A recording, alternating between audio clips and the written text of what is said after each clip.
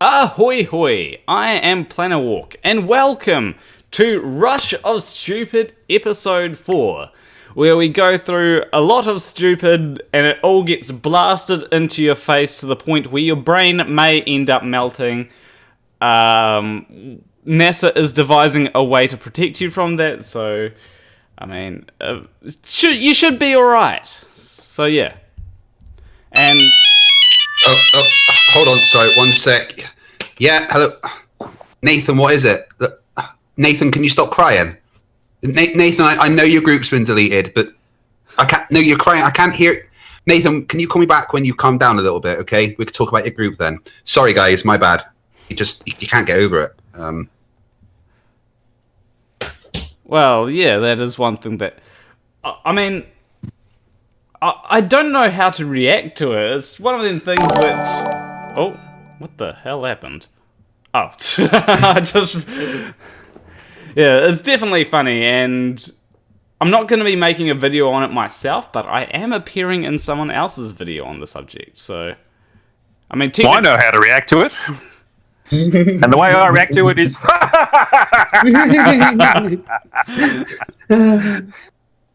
I must admit that when I woke up this morning, I did just go, yeah. Well, anyway, I think I should introduce the people on the panel. We've got FTFE here with us. Now, as always, if AB Science wanted to, he can always join. If Team Skeptic wanted to, he can always join. And we've also got Hugh Jarsz. Yes, I don't want to be here, but you locked me up in the room last night, and I'm here anyway.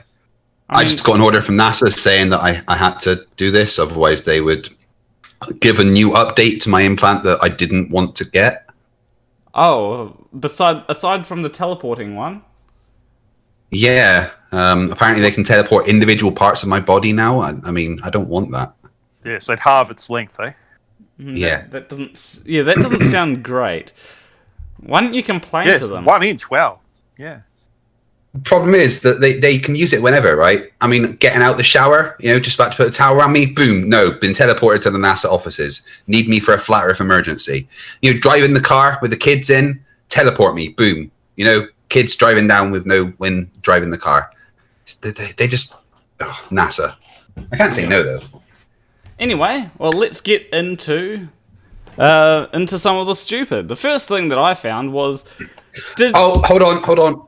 Pearlfish says that can we pause the live stream? They need to make a coffee first. Yeah, we'll just wait 2 minutes, guys, okay? I don't think that's how that quite works, but, Oh, all right, okay. Because I think I've got a chock-a-block one.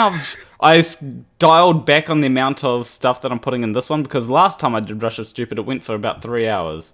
So this time, we're going to try and not go for quite as long. So anyway, did everyone hear about Donald Trump? One of his tweets... Who? Well, one of his tweets not heard of that guy. Was checked as... fact-checked as wrong and suppressed by Twitter. Wrong. Right? A politician who lied?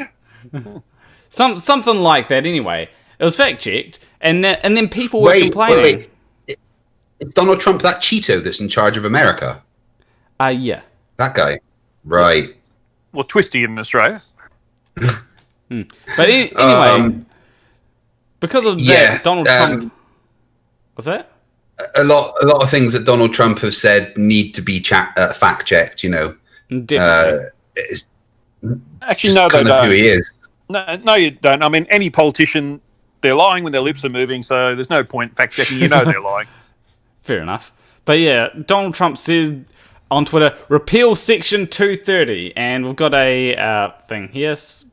A person saying, Trump is mad and screaming, repeal Section 230 because he's angry at Twitter for responsibly hiding his tweet, basically saying the coronavirus is no big deal and just like the flu. It violated Twitter's rules. Even the President of the United States is not above the rules. Section 230 allows Twitter, Facebook, TikTok, and other interactive services on the internet to publish our tweets and social media posts without exposing these companies to civil liability. There is no way any company can filter and manage the every post from every single user, which is, it's fair enough. Well, it's not their job to be policemen of the internet either. So. But then this person here says, Twitter has no right to suppress the elected president of the United States. Twitter are obvious Democrats, which is their choice, but that right does not give them the right to suppress the elected president's opinion. Now, I'm sorry, but Twitter, like Facebook, is a private platform that has a set of rules that you have to adhere to be able to post on the platform. Nathan Thompson didn't adhere to those rules on Facebook. His group got deleted. The president of the USA didn't adhere to those rules whilst using Twitter. His tweet gets deleted. Now, I honestly believe that the most stressful job on the planet would be to be Donald Trump's social media manager. Could you imagine? He's got the phone again, hasn't he? No, is he tweeting? Fuck's sake, no. Who gave him the phone? Oh, my God, no, come on. Well, he only ever seems to use it at 3 a.m. New York time, so he's sitting there on his gold toilet tweeting away. That's when his social media manager is in bed, so he goes and steals the social media manager's phone. Oh, I can finally tweet. Yeah. Actually, I just had a scarier thought. What if his social media manager is him? God, Makes sense. He is the chief of bloody staff of America, head of the military, so why not? I mean, 2020.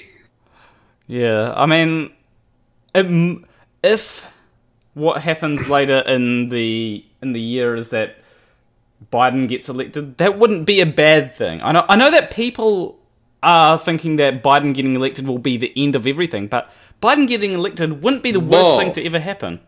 Thoughts on MDD's upcoming Aaron Ra versus Nathan Thompson debate? Will one of you please host an after show? Yeah, I was thinking of doing an after show for the debate, or even a kind of a live watch along with an after show. I will never platform Nathan Thompson or personally interact with him, but if there's anyone good at smacking down, nonsense, it's Aaron Ra. So I'm quite looking forward to seeing Nathan being handed his ass once again. Yeah. I am going to, of course, send several super chats that James has to read out regarding the fact Nathan's Facebook group got deleted.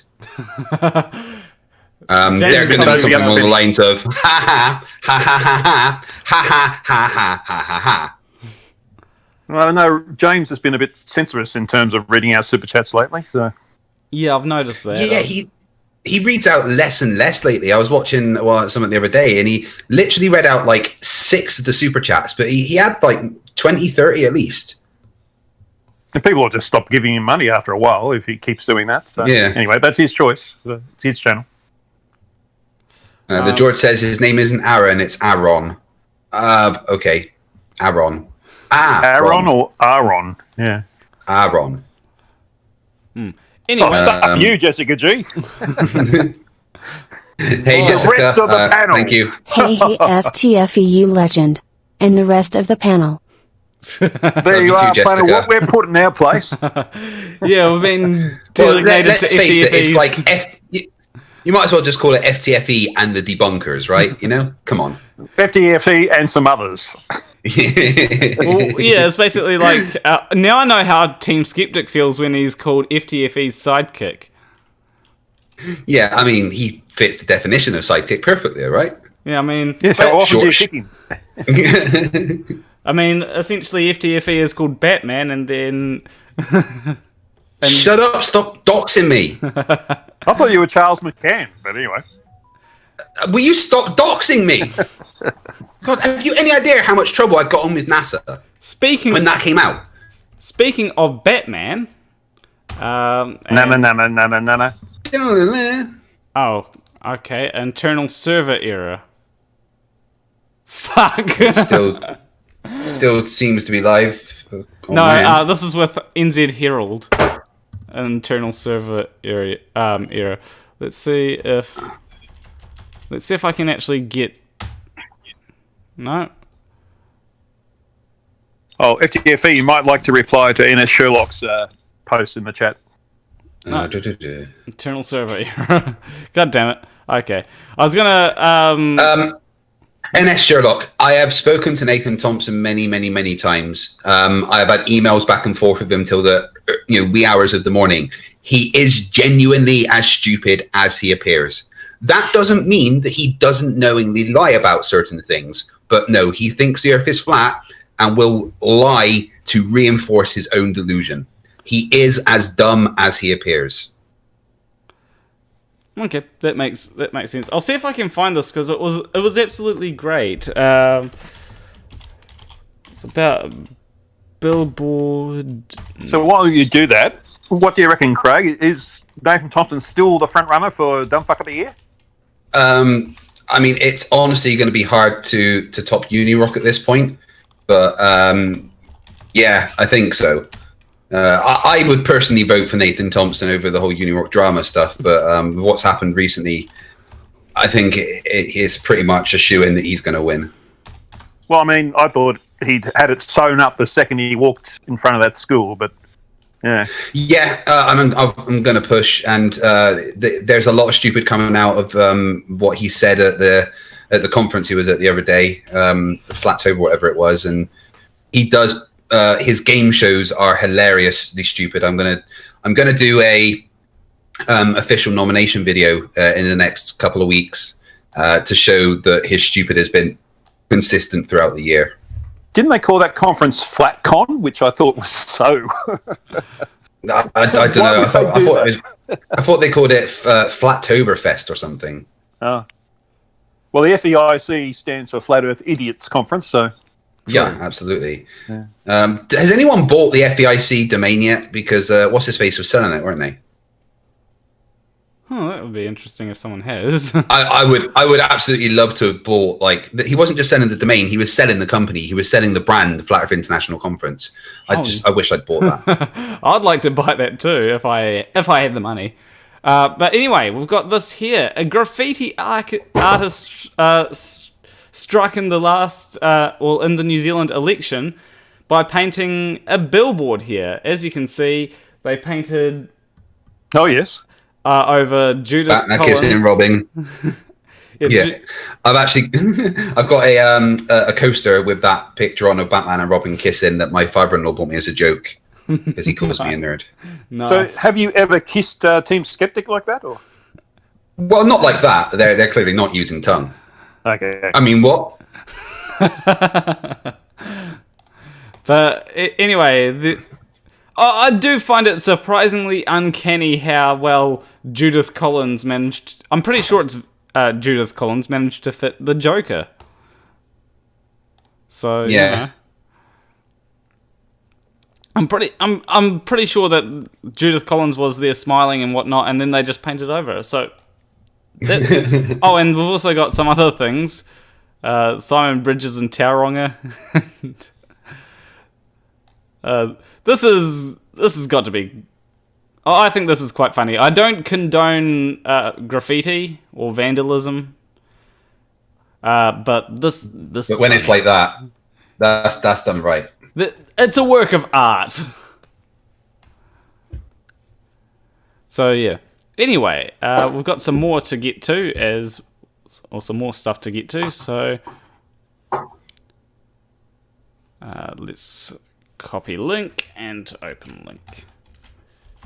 Alright, so I saw this on Facebook or something, and it's very much true. Don't mention Facebook around Nathan, it's a sore subject. Fair enough.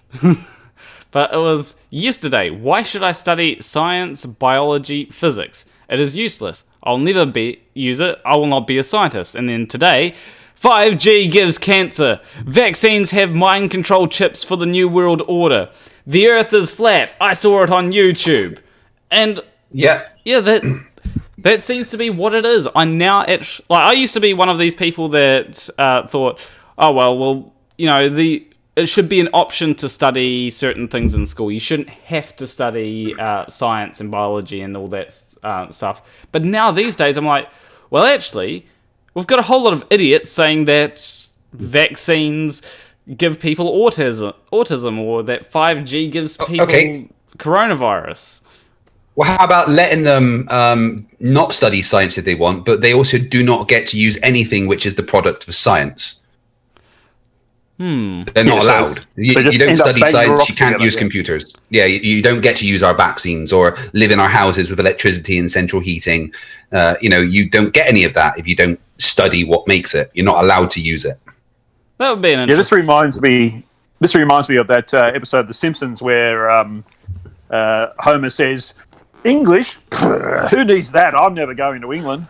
Yeah. That seems to be the way that many Americans think as well. It's like scientists 30 years ago. Oh, we're going to solve world hunger, beat global warming, go back to the moon, space travel's happening, mobile technology is coming. Scientists nowadays, no, the earth isn't flat. No, vaccines don't cause autism. No, 5G isn't mind control. Fucking hate my job. Yeah, well... I mean, AB Science is getting pissed off at the flat earthers and all that because, he is a scientist and I'm sure he's tired of people saying all this bullshit. I mean, Nathan Oakley would lie to me? That doesn't seem Nathan Oakley is lying to you. Thing. Are you serious? So you telling me that when I went on his show and he said he would put his balls in my mouth 33 times, that wasn't like a promise and that's not going to actually happen? Yeah, he's not going to do that. I've got all dressed up and everything. Yeah. Well, Nathan's never been known to not lie. Sorry, never been known to lie, put it that way. Damn it, I hate my mouth sometimes. Especially when it says the wrong... Oh my God. That's what your mum said? No. Okay, sorry. I tried to make a joke with that. It failed.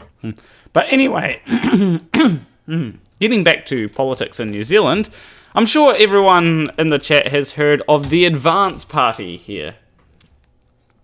But anyway, the Advance New Zealand leader, Billy Tahika, met by police after refusing to wear face mask properly on flight. And it annoys me, these people, that when you wear your mask, I've got a mask here. Just put it over your fucking nose. Oh my God, it actually hurts me. Your nose. It physically hurts me. Yeah, like that. It's even worse when you see people like working in shops that are servers and stuff, and like they're not covering their nose, and I'm like, you know what? I'm not hungry anymore. Thanks. Absolutely. You know what I think they should do with people that are in aircraft refusing to wear their the masks is they should ask them to get out the aircraft. Yeah, while it's in flight. Yeah. Yes, just it doesn't matter where they are. Like you're not going to wear the mask off, but we're flying. I said off. I mean, it doesn't actually change much because they're probably going to die from COVID anyway. So. Yeah, but I don't want to die from it. This sort of thing just highlights how much of a waste of time all this is dealing with things that shouldn't really be an issue in the first place, Just wear a bloody mask. We got a pandemic. Why is it such a big deal? But my freedoms! Well, I don't like the feeling of a mask on my face. Yes, you don't like dying either.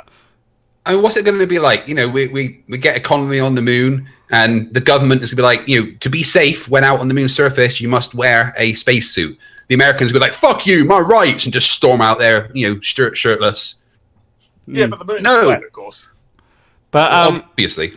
But anyway, so a bit of context to this. So he posted a photo of himself on Facebook after landing saying, "I'm being tested for my beliefs. I was asked to pull this mask over my nose to breathe my own air again. I said no. I may be arrested for it. We shall see. Thank you, Air New Zealand." And well, it was met by police. Yep. He wasn't being arrested for being his beliefs. He was being arrested for being a fuckwit. True. Yeah. And like Facebook and Twitter, that airline you're using is a private entity that sets its own rules. And one of the rules is you cover your fucking stupid mouth and nose. Oh, honestly. I want to slap them. I want to slap them so hard. But yeah, this person was known for falsely labeling the COVID-19 pandemic a plandemic and calling for the end of lockdowns. You know what? Let's just set aside one place on Earth that all these fucking COVID deniers can just go and live on their own and do what they want. They won't be around very long, so it's not going to be a problem. Here's something that I think that we should do, right? If anyone is running for office, they must take a test basically to verify that they are not a science denier. You know, you have to take a test that just has basic science, you know, not even just basic, like science questions, like things like, what is the expected warming of, what amount of warming is expected to be happening in our planet by the end of the 21st century if we don't act? The war is a hoax. Nope, you don't get in. Yeah. And then there. How about if you have a triangle of sides 1, 1, and 1? What are the interior angles? Yes, that would be a great one to add. But yeah, I think that we should have some kind of test. Oh my god, my life's goal is to now meet Donald Trump and ask him that question. Excuse me, Mr. President, sir. Mr. President, yeah, so if you get a triangle of sides 1, 1, and 1. And he'll say, hang on, I'll just look up a triangle calculator. That would be a great triangle. Well, it would be the best triangle. I believe it's an equilateral triangle. I'm not sure what the interior angles are. I might have to pull up a triangle calculator. But I can tell you that it is a great triangle. Make triangles great again. So yeah, that would probably be his reaction, I think. I did add a little bit of Anthony Riley in, but, you know. Oh, I found out something about Anthony Riley, actually. So I won't reveal it yet, but yeah, you look forward to that. Oh, wait, you can't do that. Come on. Oh, I know something about the guy that you've got massive amounts of dealing with. I'm not going to tell you, though. What dick. Well, I'm not going to tell you publicly. I'll send you a message if you like. Yay! I know something you don't know. Oh, special knowledge. Hey, we're flat earthers now. Yep. So, anyway, there's this person that... so, there's obviously this huge thing. I'm not sure why I put this in, but I think... So, okay, I don't know why I put this in. You were drunk? Yeah, I think I'd... He's always drunk. Yeah, I've completely forgotten why I put this... Yeah, I've completely forgotten why I put this in, so let's skip over it. Well, that's our show for tonight, guys. Thanks for joining. Usually I'm like, oh, I remember why I put this in, but no. Anyway, let's... so yeah, I pissed off 4chan. This post here ended up on... So this post that linked my video ended up on 4chan because I made fun of Baked Alaska. So... This person here... But I don't usually make these types of threats, but this British faggot is living in an echo chamber. Dude, this guy comes from Mordor or something, not Britain. Yeah. Like when he don't speak proper like what we does. When I show people this, they immediately see the British thing and then they just laugh their ass off at it. Like when I saw this honestly made my day. Because I actually... YouTube does this great thing that it tells you, oh, your video is getting lots of views from that are from outside of YouTube, right? And I was like, yeah. Okay. So I went to Google, searched Plan a Walk, and first off, I came up on BreadTube, right? And then I saw an image that showed my video, and I clicked on the image, and it linked me to 4chan. And I was like, "Oh, this is great," and it was beautiful. So this person here said, "I don't usually make these types of threats, but this British faggot is living in an echo chamber with his subscribers kissing his ass. Here is a video of him calling Baked Alaska a neo-Nazi and stating that is the reason YouTube removed him." False. I didn't state that YouTube removed him because he is a neo-Nazi. I stated that YouTube has many valid reasons to remove him. Firstly, he was harassing people on YouTube, which is against YouTube's terms of service. Secondly, he's 5 years old, and YouTube is not allowed to have minors on their platform. So,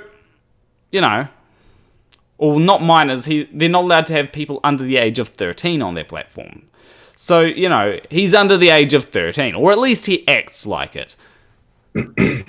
Well, this guy says, Planner, your face is incredibly punchable. So, I mean, should we really listen to you? I want to point out how brave this guy was. He has the name Anonymous. Yeah. He's a brave soul revealing this for everyone. Yeah, but he says, I can't stand that faggots like this exist.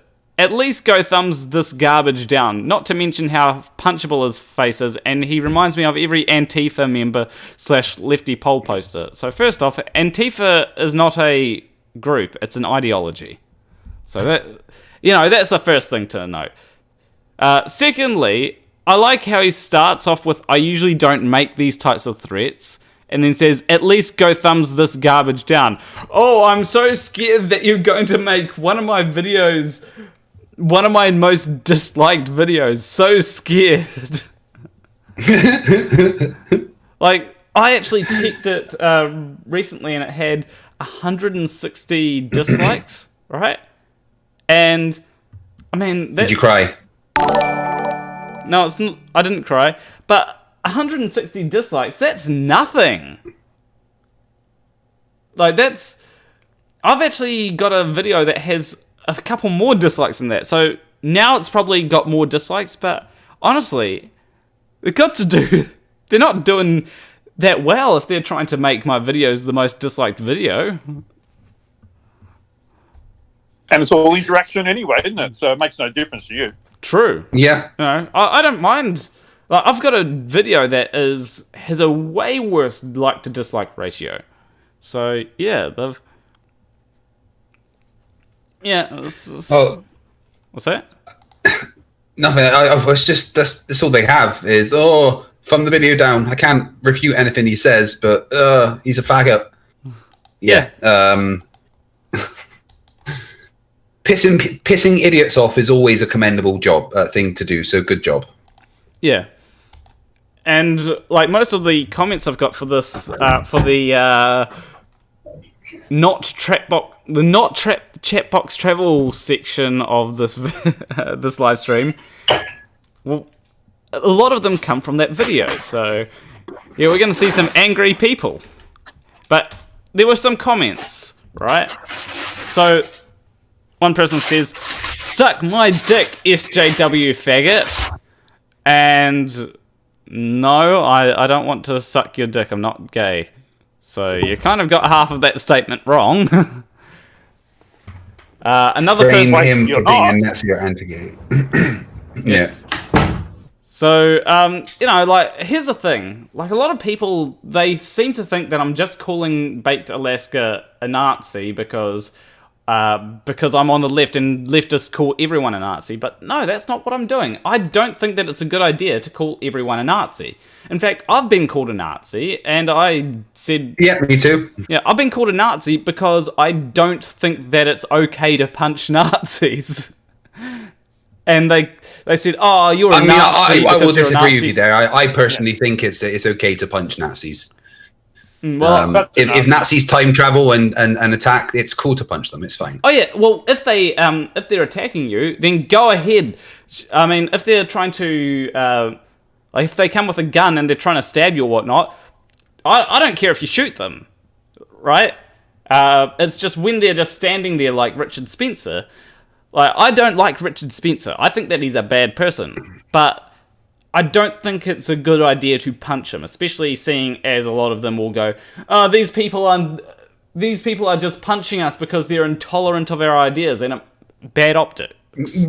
Yeah, I am very much intolerant of Nazis, though. To be fair, I mean, I don't think that it's... if there's an idea to be intolerant of, then that Nazis is one that's cool. I don't think there's any occasion where being a Nazi is an okay thing. Yeah, I don't think it's okay to be a Nazi. I just don't think that it's okay to punch Nazis either. So it's generally not a good idea to enact violence or even suggest that other people should enact violence on anyone. Just as a general principle. I mean, self-defense is a different matter, of course. If Nazis attack you, you can attack them back. But yeah, I mean, I'm always careful how I word my my posts on my community page. I have one about, I've got a poll about the three Nathans at the moment. Which one was more likely to inspire someone to violence? I'm not saying you should commit violence on them. I'm just saying what feelings do they engender in you is what I'm asking. So, yeah. Well, strangely, Nathan Oakley is first at the moment by a long way. I agree. Definitely. Nathan Oakley is the kind of person that would definitely incite violence, and I feel like if I started punching, I couldn't stop. That is fair enough. Like, he is one of them people that he just makes you feel angry because, like, just his voice. Even if you were to hear Nathan Oakley's voice, and it doesn't have to be him talking about Flat Earth. It could just be him having a conversation about, like, TV shows or whatnot. It just makes me feel angry because of the fact that he has this smug sort of... But it's one thing to feel and to think something, it's another to act on it, of course. Yeah, definitely. We're not advocating that people do anything to Nathan Oakley, except shout at him, maybe. No, no. But yeah, the last one is very interesting to me. He sounds Australian to me, not British. British. Yeah. I will agree, you do not sound British. That is absolutely true. But yeah, I think Hugh Jarsz, being from Australia, might have something to say about that. Well, see if he speaks proper like what we does. I mean, most people don't realise that New Zealand and Australia are exactly the same place. New Zealand is just a little village in southern Australia. Well, they say that we're Australia's 8th state sometimes. I say that where we keep all the sheep and the rugby players. I say that when it comes to New Zealand, we've got this big island out west called the West Island, and you know, some of the people there tend to think that they're their own nation or something. So, you know, we give them their own inferior prime minister and all that, and let them think that they are. So, you know, yeah, it's the only place where the actual official unit of measurement is the amount of Frodo Baggins. Oh, could fit about 3 Frodos in there. Yeah, it is. 3 Frodos is a Gandalf. Yeah. Anyway, speaking of New Zealand, this is why we are awesome. Now, I'm sure that people have seen this, but let's show it anyway. Generally speaking, places that say we are awesome, not usually. I mean, just saying. So this is a New Zealand politician. Best thing to come out of New Zealand. All the time. Yeah, my point. The best thing from New Zealand is Viva la Dirt League. The what? Viva la Dirt League. You've never heard of Viva la Dirt League? No. New Zealand's biggest YouTube channel. Oh, okay. I don't they follow did all the any... PUBG skits. Ah, gotcha. Anyway, I'll show you this. This is an idiot in New Zealand, then a New Zealand politician responding to that idiot. Yeah, Winston Peters. All 4 hoax postulates have been satisfied for SARS-CoV-2 and also isolated for SARS-CoV-2. Where's your evidence that there is a virus that causes the disease? And you do that by satisfying 4 hoax postulates. Sit down. We've got someone obviously got an education in America. 220,000 people have died in the United States. There are 8 million cases today. We've got 79,000 cases probably today in India. And here's somebody who gets up and says, the earth is flat. Sorry, sunshine, wrong place. Now, all I have to say is big clap to Winston Peters. Well done, that man. Yeah. Yeah. I mean, the guy is a dumbass anyway, because he's talking about the postulates that you have to fulfill for it to be a disease. But where they're referring to the postulates before they were, viruses were even known to be a thing, and there's actually been rewritten to account for viruses, and it absolutely does meet the criteria when you look at the revised, what it's revised to, and that fucking all these absolutely idiotic fucking COVID deniers make me so angry. Flat earthers are just stupid, but these people are dangerous team killers. They're selfish. I mean, just put on a fucking mask when you go in a store. That's all we're asking, for fuck's sake. Yeah, but I find it weird how they bring up this Cox postulates thing, right? Cox. Yeah. Wrong. But I find it really weird because it's like they think that if they somehow manage to say that it doesn't fulfill Cox postulates, then it's... Cox. Well, it doesn't fulfill Cox postulates, so therefore there's 200,000 people didn't die. No, that's not how it works.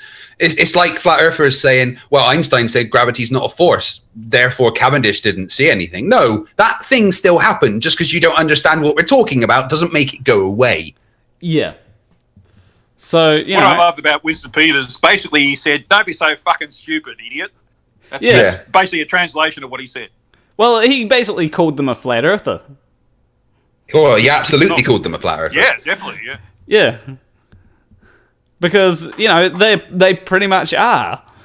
I mean, it's no stupider than flat earth, and, yeah. But anyway, the next thing that we've got, speaking of flat earth, I do like how this actually how one thing is actually tied into another, in a way. You just ruined your own segue there. I did, didn't I? You ruined your own segue to say how good the segue was. Anyway, we've got this tweet from this guy, some random dude on Twitter, FTFE official. What an idiot this guy is. Yeah, says about another idiot called Nathan Thompson, who was complaining that they deleted the official Flat Earth group.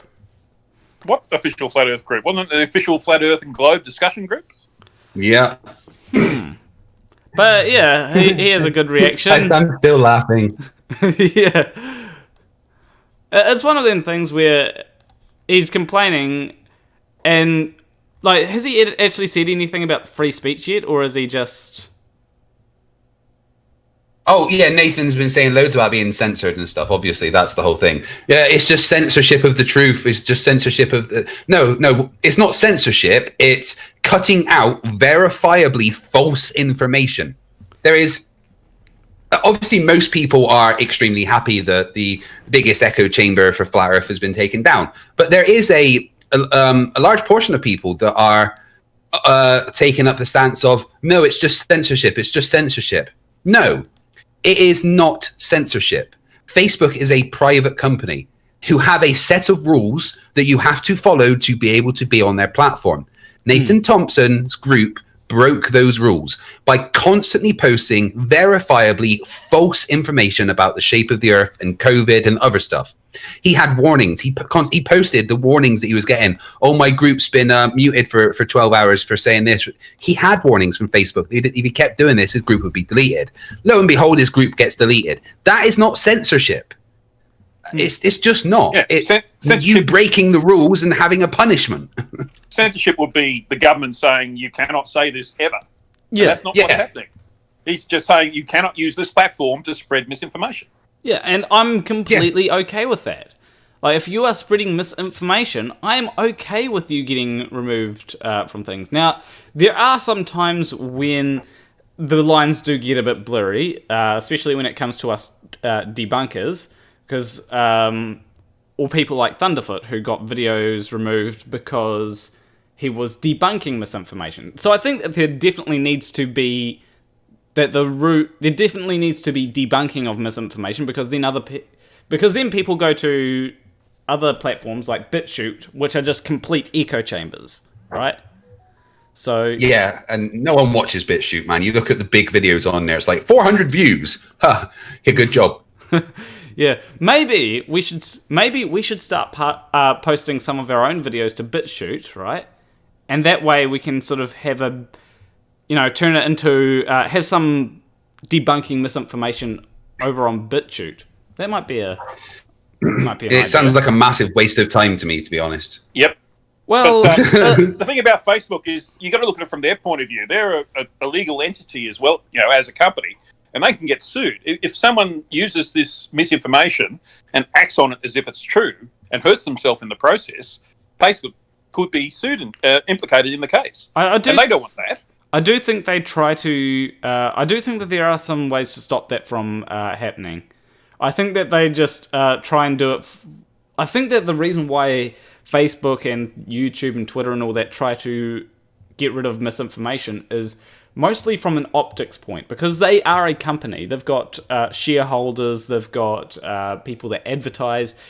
Advertising is very important, and that's why they want to reduce the amounts of misinformation, because if people view their company as a place that misinformation can be spread, well, then people aren't going to advertise on their platform as much, because they don't want to be associated with a company that promotes misinformation.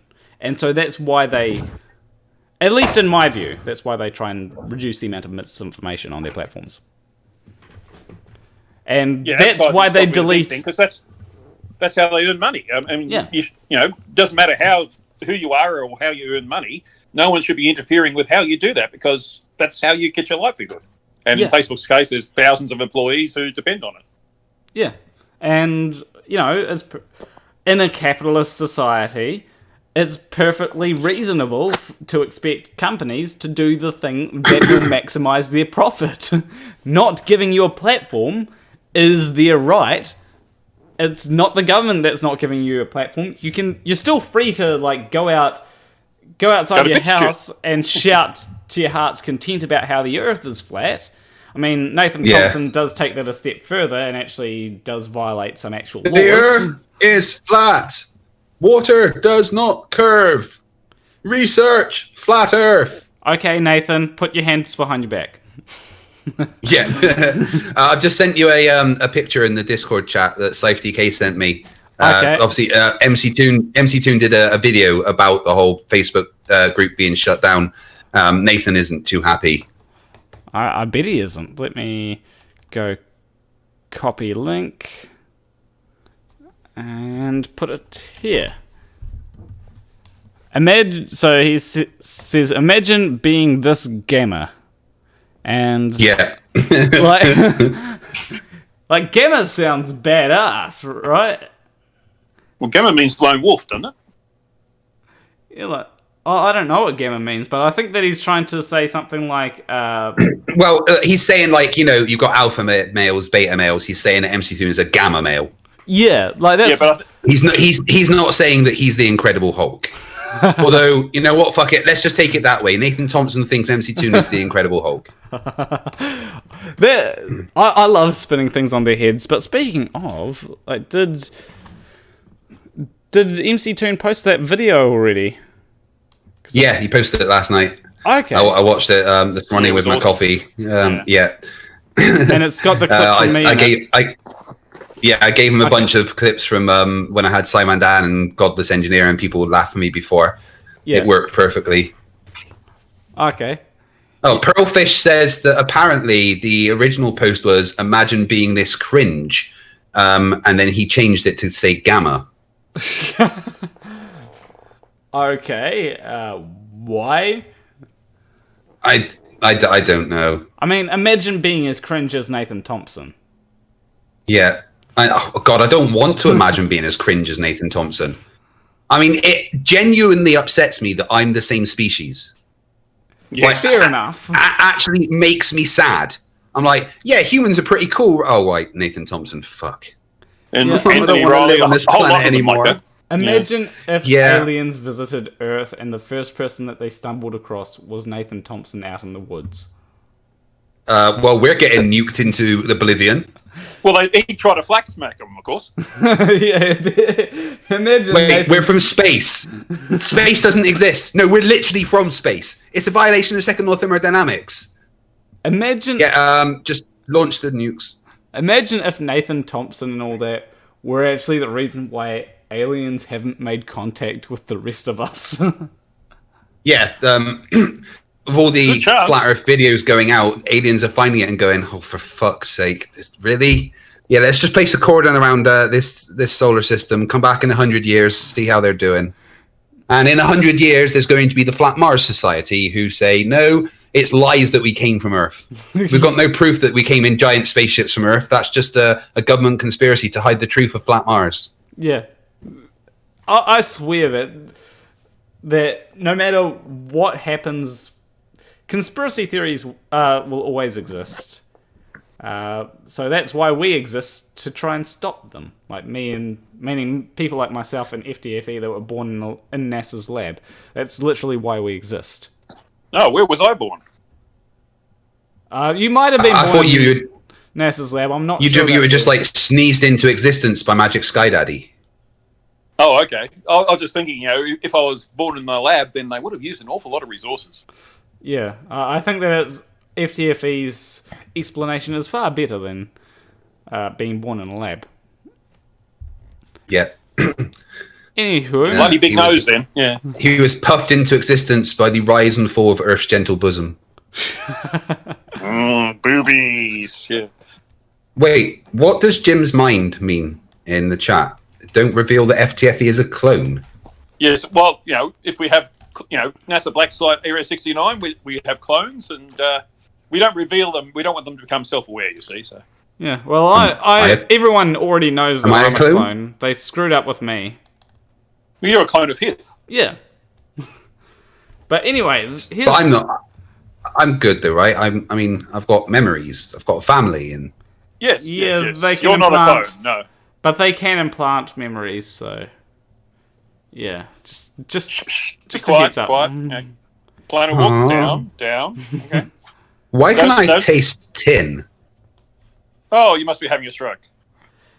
Anyway, from Cursed Conspiraboomer Images, one of my favourite Twitter accounts, is this image. Cursed Conspiraboomer Images. Try and say that 5 times fast. Cursed Conspiraboomer Images, Cursed Conspiraboomer Images, Cursed Conspiraboomer Images.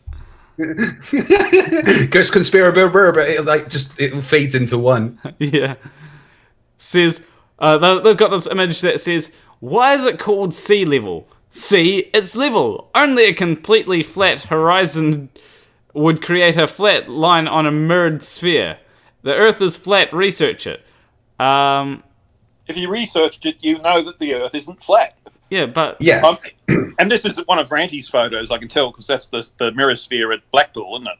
Well, it's not one of Ranty's photos, but you can tell because it's in focus and well coloured and lit. Good point. Yeah, true. But Ranty may have done many, many, many observations. Doesn't mean he has any idea how to use a fucking camera. Like, honestly, like even the clearest day, and like it's like watching VHS that's been run over with a magnetic tape or something. It's fucking awful. Well, he has accepted Arctic Reflections' offer of a photography course, but or not remains to be seen. Yeah, no, he's not going to show up and still claim that he should get the money. Well, one thing I notice is that now it might just be because he doesn't have everything completely level, but the horizon on the sphere there doesn't match up with the horizon, the actual horizon that we see there. So, Yeah, well, it's because of the angle of attack, of course, but yeah. I just find that a bit interesting. Now, how are we? There must be beach behind them as well. Yeah. Oh, actually, we shouldn't pass by a mention of Ranty without mentioning that Ranty won his court case against the best lawyer in the UK. Oh, did he actually win his case against Riley? Yes, he posted on the committee page. I have to give brilliant. a congratulations to Ranty there. Yeah, well done, Ranty. Well, I mean, it was an obvious case. It was amazing that This is how I know I'm absolutely fine in the whole FE Corps trying to sue me thing, is because they're apparently taking legal advice from Riley. So I've got nothing to worry about. Yep. And yeah, Riley is now, that we know of, been in 3 court cases and lost them all. And in the first one of the court has no idea how you came to the conclusion or something was the words the judge said. Yeah, the court has no idea how Mr. Riley reached this conclusion. Yes. So, And to pick up, it was Riley suing Ranty. Go to Ranty's community page and you'll read all about it. So, you know, he's worse than that. I forget the name of. I keep on thinking Murdoch, but I might be.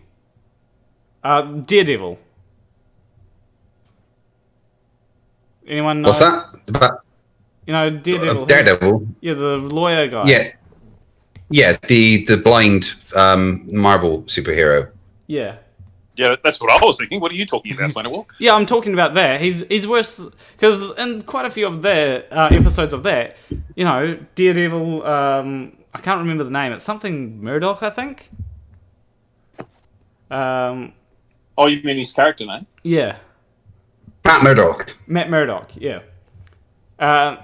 Quite often he loses his court case or doesn't even show up. So, you know, Riley is doing worse than Matt Murdock. Yes. Okay. Yeah. So 0 for 3. Is there a lawyer anywhere in the world who has that bad a reputation? And you know. Yeah. Anyway, let me just bring up. Interesting that Riley hasn't mentioned the court case at all. Yeah. Actually, I think Lionel Hutz has a better record than that. I don't know who that is. Lionel Hutz from The Simpsons. He won against the devil, remember? And you know, the soul of Homer Simpson belonged to Marge. So. Okay, yeah, that's a good point. Riley's never won anything. So. Yeah, Riley of the year. Riley has a worse track record than fictional characters. Like, I figured out a way to, like, we can get away with anything. Basically, as long as we make sure that Riley is always hired as the opposition's lawyer, we would win any court case ever. Yep. Yeah. But Mr. McNeil was seen murdering 17 people and hiding their bodies. I don't understand. Yes, Mr. Riley, your arguments are so bad, I'm afraid we're going to have to dismiss the case and let him go. He's murdering someone right now. He's killing that security guard. I'm sorry, you're just so bad at this job. Mr. McNeil, you're free to go. Please take the head with you. Anyway. Sorry, who's this McNeil person? I thought you were McCann. Stop doxing me. I'm going to lose my bonus. Yeah. Anyway, there's this image here from Cursed Conspiro Boomer Images that says, "Can you tell us this story again? How about how Q brought the Anons together to help save the world from evil?" And then you've got like, that's not how that works. That's not how any of this works. Yeah, it's like they think that they're in the future. Q Anon is going to be seen as this huge thing that revolutionized the world. Wherein we're just going to look back on it as like some batshit crazy conspiracy theory. Oh, that's exactly what it is. It was some guy who I think might be close to government tried to troll a whole lot of idiots to see if they could trigger them, and they succeeded. And they succeeded beyond their wildest dreams. And it's just taken on a life of its own. Yeah. I mean, in the future, when time travel is a reality, 2020 is going to be like barred. You can't even program 2020 into the machines. It won't let you. No one is going to be allowed to time travel to 2020. Yeah. Ahoy hoy, AB Science. AB just joined us. Oh, hello. Oh, there's the dulcet tones. The voice of God. I am the Lord. Yeah, we're talking... Of Hellfire? Yes, of Hellfire, just purely because I like the Hellfire missiles. You know, they're superior devices if you want to really commit some war crimes. Fuck shit up. AB Science, I know that you're an incredibly smart guy, so I just want to hurt your brain by telling you what Nathan Oakley said in the video I'm watching about him. He said that Bob's 15-degree drift has been debunked because a drone doesn't drift away at 15 degrees per hour. That hurt my brain too. That sounds very similar to the... Mitchell from Australia, yeah. Well, no, that actually Did I just give you a stroke? I think I just had an aneurysm. Don't go hurting our scientists, stupid, isn't it? FTFE. I mean, honestly, it took me... I had to listen to it 4 or 5 times to understand how stupid he was being. Like, he just says 15-degree drift and has no idea what that even fucking means. That sounds very similar to what Eric Dubay yabbered on about for 18 minutes in a video. Well, Nathan Oakley says that Bob's thing registered a 15-degree drift underneath the gyro. He doesn't even understand, like, what the gyro is and what it measured, and you know, he can't even get his straw man straight. You know what was underneath the gyro? The planet Earth. Yeah. The thing is, right, Nathan Oakley is at a point, right, and I'm seriously entertaining this notion that he is just engaging in performance art and just trying to figure out how much he can lie and abuse his audience. Just to toe that line and just to push that line every time, just to see what he can get away with and see how far he can go. And he doesn't believe any of this shit, but it's just a game to him. See how stupid his audience is. To what extent can I push this incredulity? Yeah. It's so painful listening to them do those housekeeping questions every day in their own little echo chamber, patting each other on the back like they're all saying something clever. When from listening from the outside perspective of someone who understands physics at least at a mediocre level, it's painful to listen to. It's like listening to a bunch of people saying, yes, I love Marvel. You see that Superman? He's great in Marvel. Haha, Superman is the best Marvel character because he can beat up Watchmen. Yeah, I don't like Watchman. He's a bad Marvel character. You know, it's like they're using the right words, but none of it makes any fucking sense. Or it would be like what I say. Here's something that I say as a joke when I'm around fans of Zelda. Right? I say, "Oh, I like Zelda's green hat." Now, if anyone knows anything about Zelda, they know that what I'm talking about is Link. And did AB Science just oh, no, he didn't. It seems like his camera. It seems like his camera's doing weird things.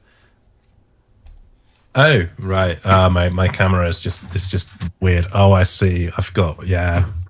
I'm gonna turn my camera off so that saves my bandwidth.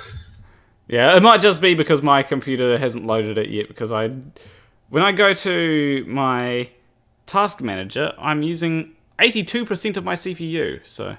And Discord is using 30%. Using 30%. Are you running at 286?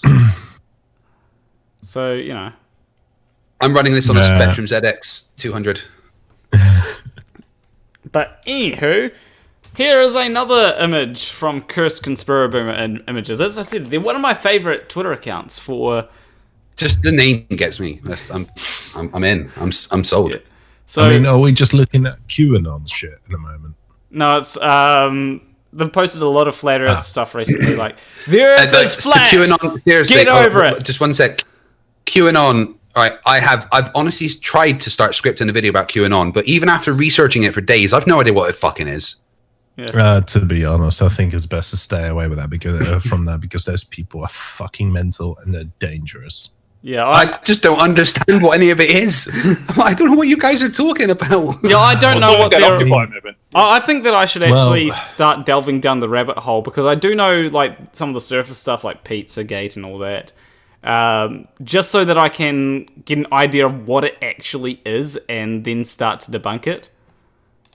Because I know that there's like the thing is there's no debunking QAnon, because it is positioned itself as an unfalsifiable idea, because there are a few fundamental tenets, right? It's that you've got this guy Q who is supposed to be an insider and leaking information and, you know, to overthrow the deep state, and he'll make some very distinct predictions and stuff like that. But then there's the other side, which is trust the plan, and that's the bottom line. So the point is that, and this whole trust the plan thing is positioned in such a way that it becomes unfalsifiable, because if any claim is made that is shown to be incorrect, then that is part of the plan.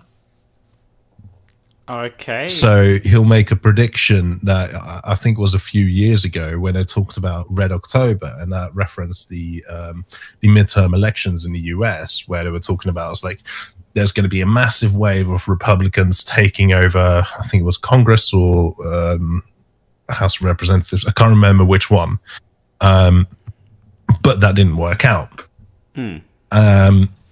And basically that was washed away as, you've got to trust the plan. It's like, it's not that he was wrong, it's that he put out this incorrect prediction because it was his plan to put this incorrect prediction out. I'm only wrong because I made you think I was wrong.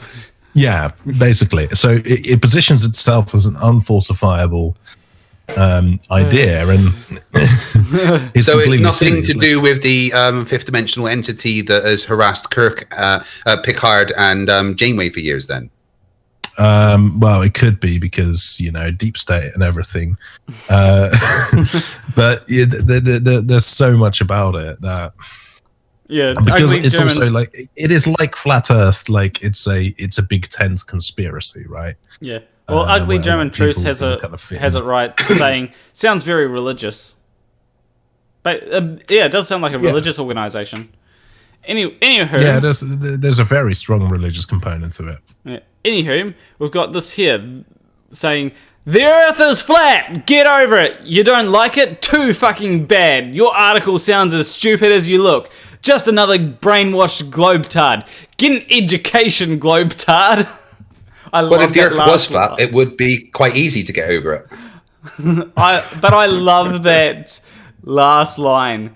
Get an education. Get an education. Globetard. Yeah, why is it that people who are brainwashed always accuse everyone else of being brainwashed? I mean, flat earthers. So if I've got to get an education, what was the 2 degrees that I got? Was that not getting an education? Did I not do it right? No, that was brainwashing. Oh, like who? Yeah, that was damn it! Who here hasn't gotten? Who here hasn't passed a tertiary education course?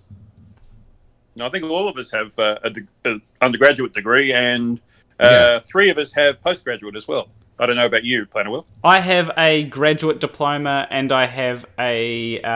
It's not postgraduate. It's.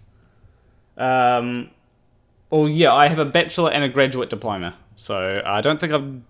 Well, it's one up on just a bachelor. Yes. Yeah. I have a basement where I hide the bodies of my enemies. Yes. Does that count? No, that doesn't count because a true professional will mount them in the front of the house just so all the other enemies know what they're getting into. I mean, come on, this is basic mind games, right? How do you cover the spell, Charles? Are you hiding the bodies in the basement or the whole thing? Because like what I like to do is hang the heads at least, but just off the front porch. Well, I like to make the house to the entrance to my house look inviting, so more people come in. Then I get more practice. Okay. You get more killing. So you're more of a lure him in kind of guy, don't kill him. Yeah, well, I don't kill them. The traps I've set up in the basement do it for me. Oh, right. Okay. And Saw was basically a documentary of my earlier work. Yeah, and I prefer to go out. There's a bit of a thrill in the hunt. Here's the thing, that this actually absolves FTFE of any wrongdoing. He can say, well, I didn't kill them. There's a whole lot of traps, and they shouldn't have stepped into the traps. They shouldn't have stepped on that bear trap and chopped their leg off and then bled out, Not to mention Riley was an opposing lawyer. Yeah, it's a proportionate use of force against intruders. Yeah. Just because, there's a speaker in the garden going, please help me, I'm trapped in the basement. It's not I didn't invite them in. They took it upon themselves to come into the house because they thought they heard someone in danger. That's not my fault. Had to be the fucking hero. Yeah. Because they were bound and gagged, it doesn't mean they, came involuntary. Yeah. We're on some kind of list now, aren't we? Yeah, probably. I've been on many lists already, don't worry. Not the same list as Nathan Thompson, though. No, not that one. Hey, Nathan Thompson, leave those kids alone. But anyway, so I think Team Skeptic has actually been commissioned, right? Because I think that... they were hiring new people at Hooters, I heard. No, I'm meaning... He's too skinny to be in Hooters. I'm pretty sure a flat earther saw his art and thought, holy shit, this is good art. We're going to hire him to draw this. That's way too good for Team Skeptics. I was about to say, yeah. Why would you insult that artist by saying that looks like Team Skeptics' work? I mean, it was... Oh yeah, like the lines are a bit too straight, aren't they? I mean, the words are legible, the arrows are straight, the colouring's in the line. And that's almost a circle. Team Skeptic's got a style. I'm not saying it's a good style, but he's got a style. But anyway, this is now the explanation for rain. Pearlfish just did a good line. We don't need no flurfucation. But need education. Right, so... Sorry, I've just actually taken in the content of the fantastic drawing. Rain is half melted ice off of the dome, which is ice. Yeah. Is that right? So... But wouldn't water fight its level? What are clouds, then? Yeah, that's what I'm wondering. What... I mean, I think some clouds have a bit of ice particles or whatnot, but, you know... And I'm sorry, like, so clouds. the sun is moving under the ice, causes melting. So I don't know about you, but I don't remember there being like a path of rain following the sun every day.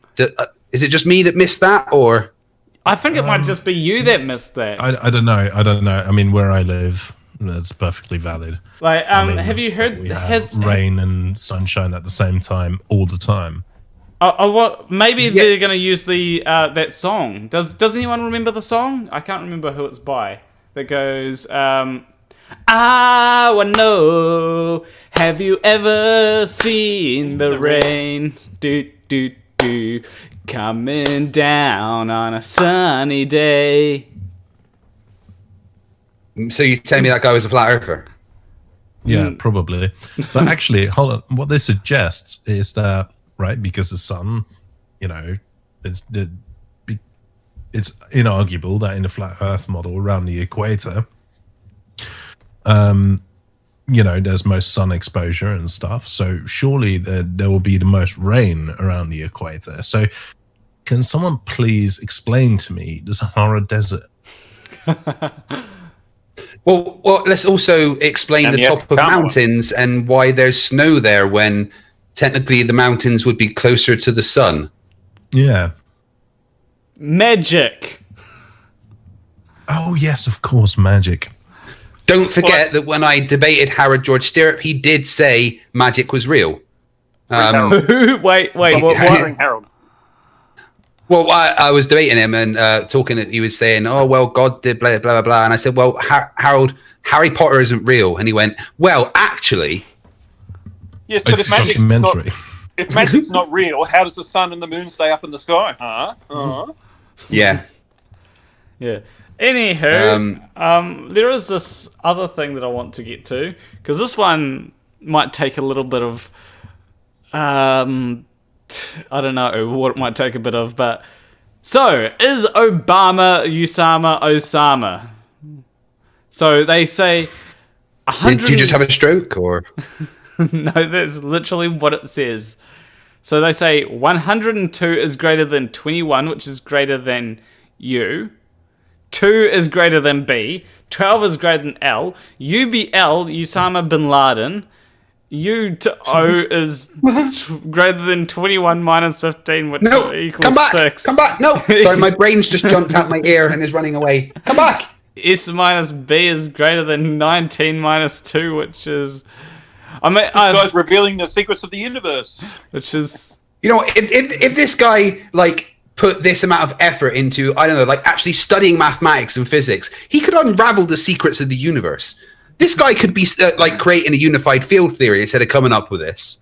Like, the thing is I don't think that he would even have the capacity. It's like, there was one video that I made years ago, right? And saying, is PewDiePie, Markiplier, and Jacksepticeye, are they all in the Illuminati? And it was basically a video parodying these people that say, well, if you take the first letter of this guy's name and run and do numerology or times it by 6 or add 5 to it, then, you know, it comes up with some... Well, yeah, but to be fair, Red Rhetoric used numerology to prove that Russian vids had a sexual relationship with O.J. Simpson, and O.J. Simpson was the bottom bitch. So you can use numerology for fucking anything. Even the people that use numerology don't fucking understand. Like Slife DK says, 33 you see says that there's no difference between 33 and the Roman numeral for 3. Really? Yeah.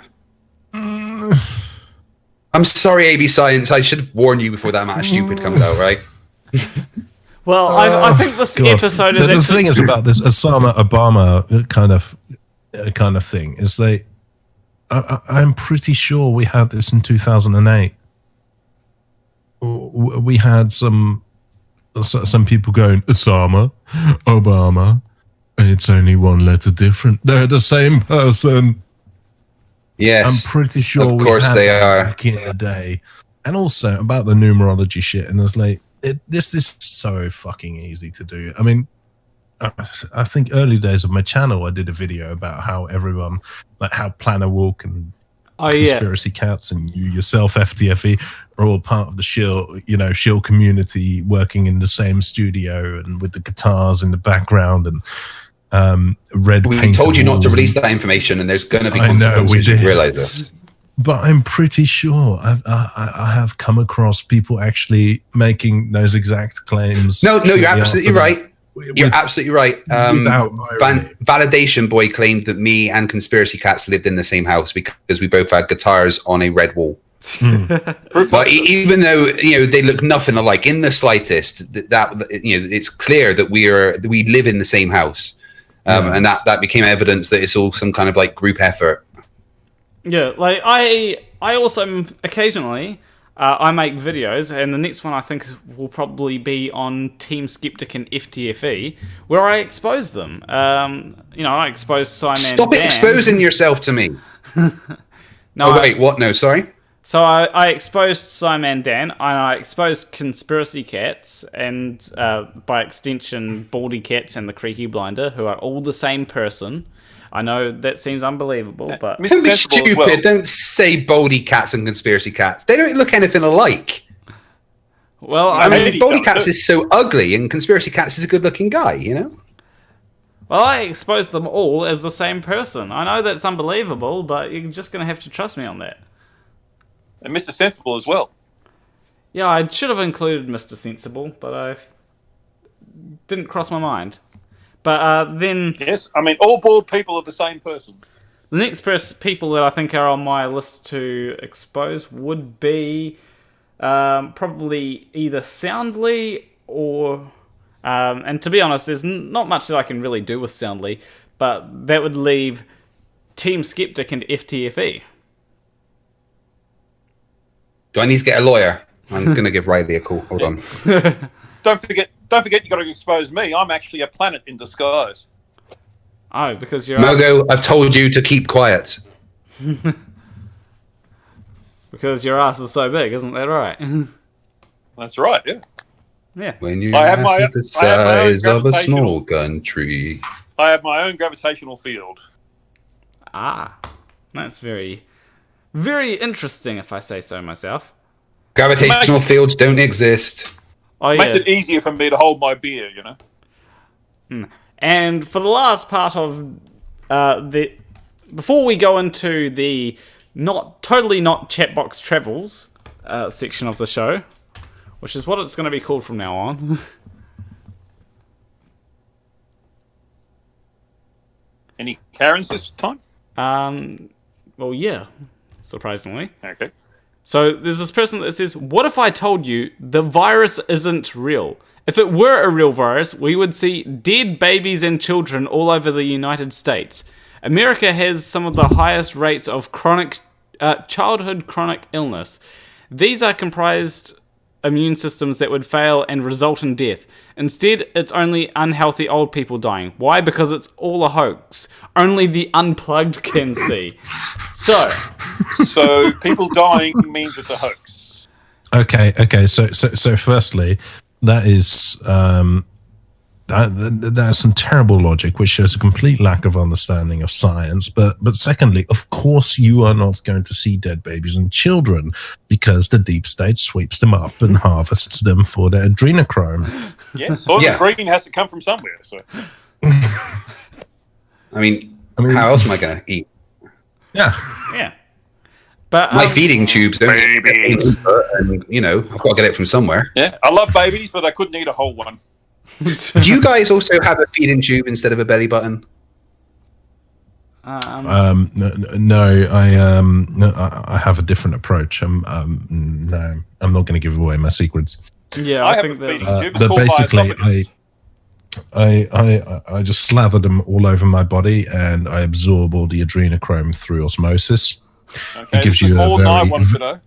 Real physics, this guy's real physics happening right here. Because this gives you a slow absorption, because if you inject the adrenochrome or something like that, then you get a very short hit.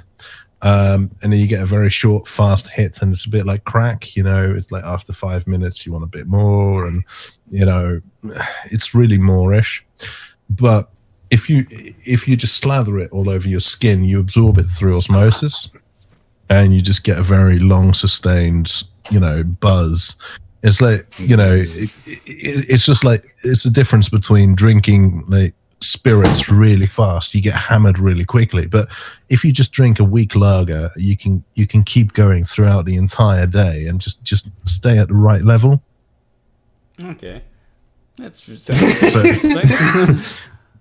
But so that's why you do it this way, right? It's just you can have a longer session. Yeah, I might try that. Just to see how it is next time, which will be next time because I mean, that's all COVID is anyway. It's a way to get more babies to eat, basically. But I do have to say something that about something that FTFE said, because I don't have a belly button, and I think that might be because I'm a clone of Heath, and clones don't have belly buttons. So is a belly button? Like I said, I've got a tube. So. Okay, is a belly button that normal people something that normal people have? What's a normal person? Are you just like smooth all the way around? Pretty much, yeah. Oh. So you can these days get plastic surgery done to remove your belly button, right? Oh, really? I would do that and freak people out. Just like go to a gym one day and go, "Hey, what's all that you guys have got? I don't have one." What, penis? I'd love to actually get my belly button surgically removed, just so that I can actually feed into this Heath idea. Heath clone idea. Yeah, the problem is that they cloned you when they were still trying to perfect the technology. Oh, okay. Well, it depends, right? Because a clone would still grow in a uterus and would still an artificial the process. Yeah. Huh? They don't use uteruses. You've seen no, at the moment, if you were to make a clone at this moment, right?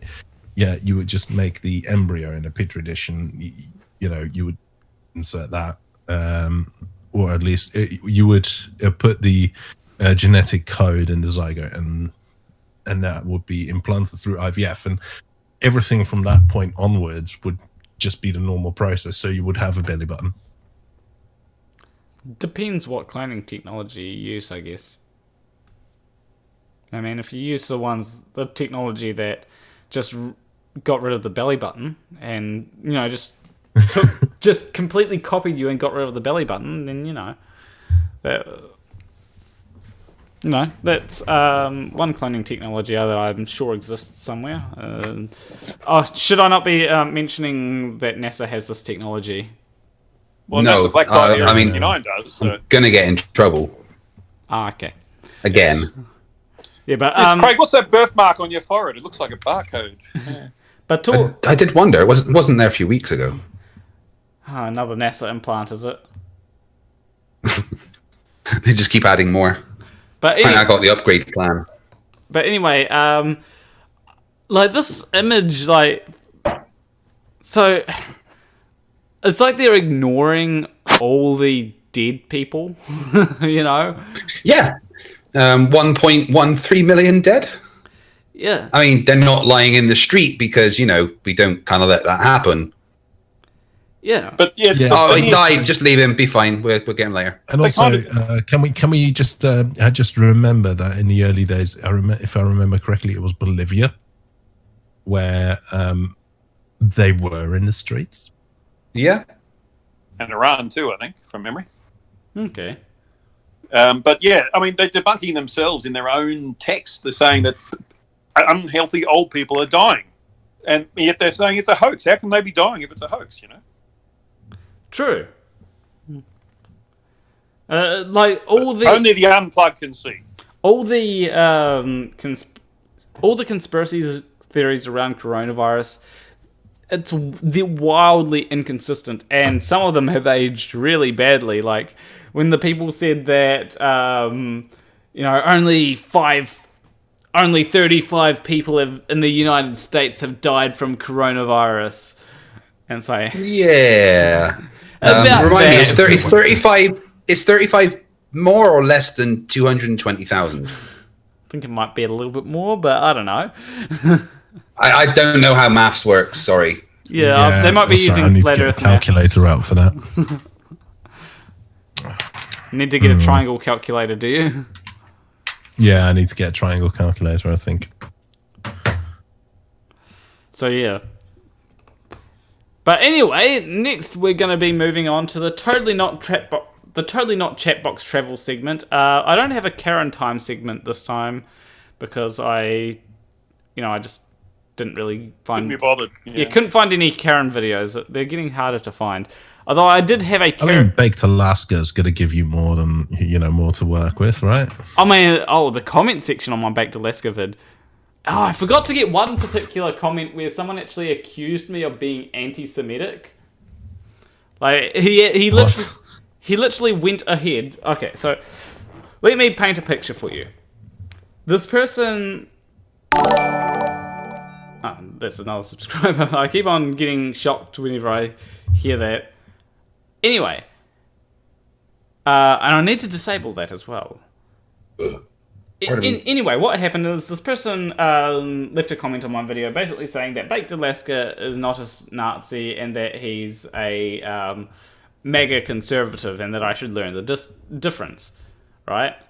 And then some people were replying to him, and one person said about the God of the Old Testament, saying that he was a horrible God. And then this person said that... that's just a fact. Yeah, then this person said that he's being anti-Semitic, right? And then later, this person leaves a comment saying that I'm anti-Semitic and that my viewers are anti-Semitic. And I asked why he thinks that I'm anti-Semitic, and he says it's because I allow anti-Semitic comments. Now, I don't think I'm anti-Semitic, and, I don't like religion, but when it comes to... I'm pretty sure you can criticize the Jewish religion without being anti-Semitic, and I'm pretty sure that they were criticizing the Jewish religion without being anti-Semitic, If you were to say that all Jews are Zionists or whatever the hell, then you would be anti-Semitic, and that's something that I'd say that you're wrong, So, Yeah, I mean, but there's a bit of a... and this is something that could... And this is actually a fine example of why the kind of the definitions of anti-Semitism are a bit ambiguous, because it allows a lot of people to interpret like any criticism of the Jewish faith or the state of Israel, any criticism of that is anti-Semitic. But actually, if you look carefully in the definition of anti-Semitism, it is any criticism that you would not level at another state or religion or people in similar conditions, right? Yeah. So you can state that, for example, the Israeli occupation of Palestine, that is horrible, and that is not anti-Semitic. Where that does become anti-Semitic is to say that China's occupation of Tibet is perfectly fine. Yeah. Well, right. It hasn't got anything to do with Israel as a country and the fact that they're Jewish. It's just that there is a horrible occupation happening somewhere, and any country who does that is going to be subject to criticism. Yeah. And it has fucking nothing to do with it. I criticize religion from time to time. Like, I'll criticize Christianity, I'll criticize Islam, and apparently it's Islamophobic now to criticize Islam, even if you have valid criticisms of Islam, right? And religion is just fucking stupid. Yeah, and I'll criticize I'll criticize the Jewish faith. Although generally I tend to criticize the Christianity because that's more prevalent, and some of the stuff that is in Christianity is, well, I think all the stuff that's in the Jewish faith is in Christianity as well. So Christianity works as a catch-all. Yeah. And one person just said, finally someone who understands how dictionaries work. Hey, Planner, I'm going to have to jump off now. I need to start getting prepared for a stream I've got in a little bit. Oh, damn, because could I just bring up a particular comment? Yes. So let me just quickly bring this up, because it was on a video that was on my channel, but it was FTFE's video that he made. My Eric Dubay one. Yep. So copy link and paste. There we go. So this person that says, I love being white. And I actually thought this was on my, when I first saw it on my phone, got notification of it, I actually thought that it was on my Baked Alaska video, right? Because of the name. But no, it turns out that it was on the video about Eric Dubay, who says, you still haven't made an argument. You made no attempt to repeat any proof that you showed. You just gave one theory to explain another theory and then did a bunch of name-calling. You probably did more name-calling than explaining your theory. Usually, when someone does a lot of name-calling, they are trying to discredit their opponent by making fun of them. Yeah, not how science is supposed to work. Then again, I'm no scientist. Well, it's obvious that you're no scientist. Well, that's fucking clear. And explaining why they are wrong is what I do. I then also call them fucking idiots. Yeah. Like, I believe you did make an argument, and your argument was that Eric Dubay was just repeating the same things that Professor Dave was saying. That the 10 things that all I'm going to debunk Professor Dave's 10 things that all flat earthers say by repeating the 10 things that all flat earthers say. That's basically what Eric Dubay did. Yeah. And I found that hilarious. Isn't that the whole thing about ad homs as well, isn't it? It's like, oh, you got his ad homs. Like, no. Saying you're a fucking idiot is not an ad hom. Not an ad hom. If you actually are a fucking idiot, yeah.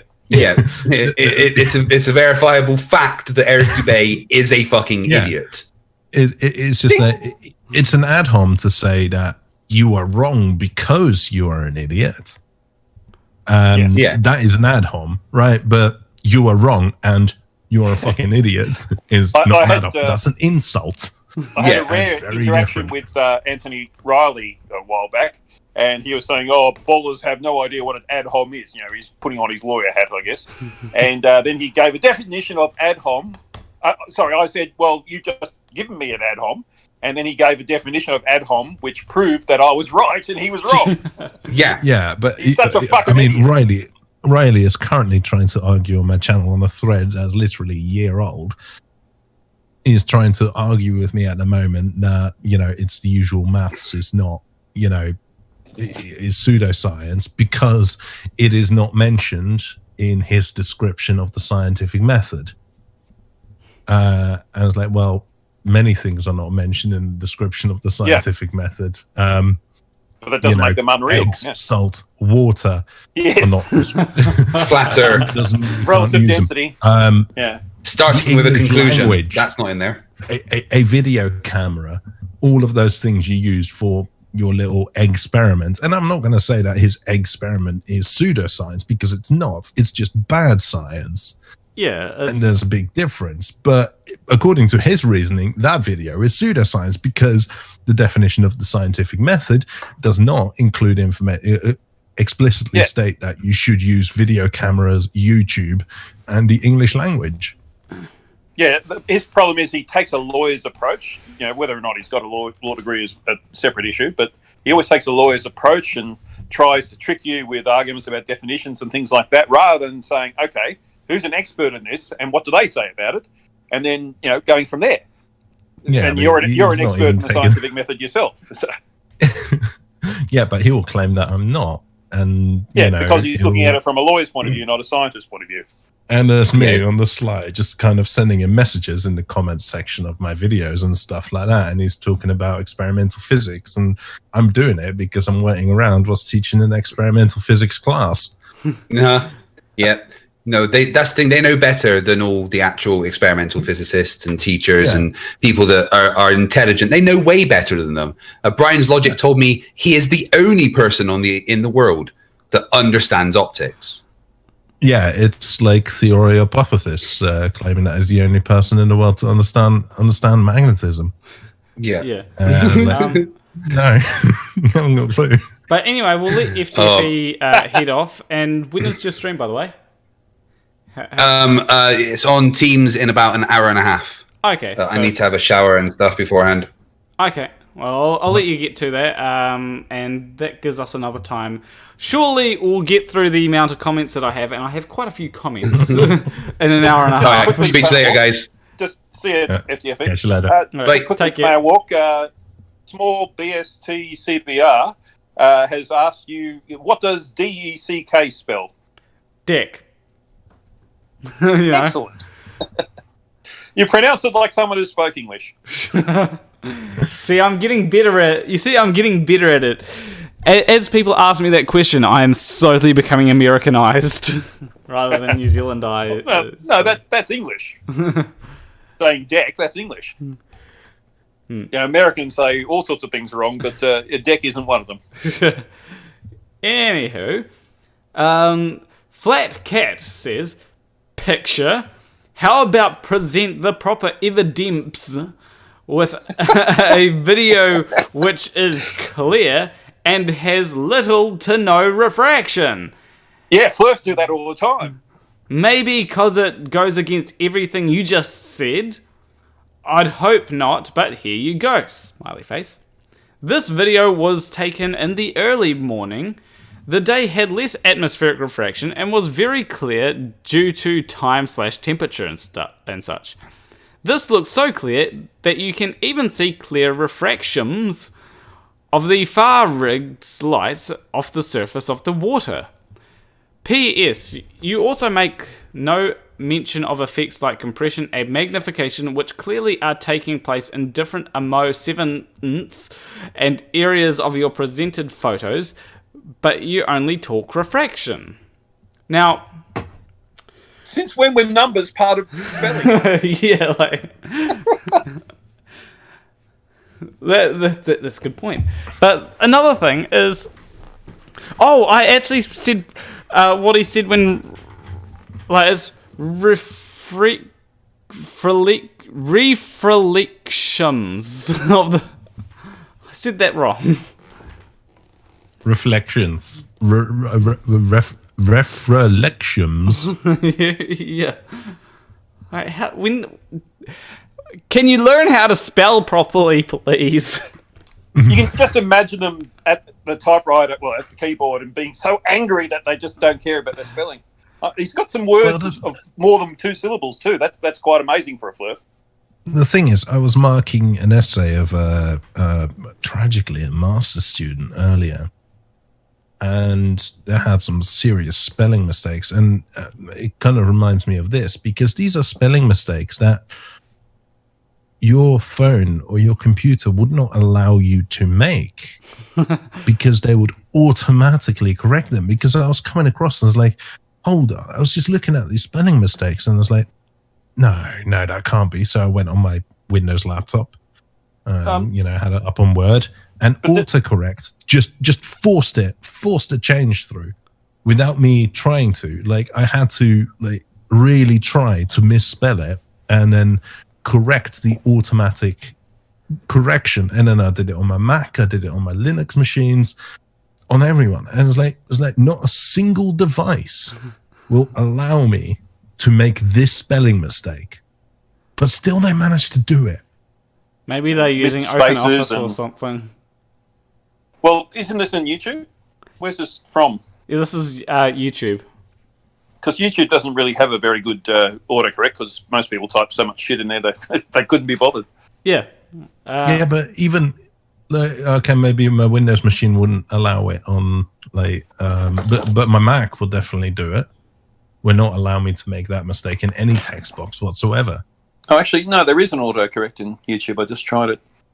But one of the things that so firstly, they say, why am I using pictures and not using videos? The reason why I'm using pictures is because it's a still frame from a video. The video that I got it from, I'm getting it from, literally, I got them from Flurf videos, the pictures that they're talking about. So this is in relation to the Black Swan image, right?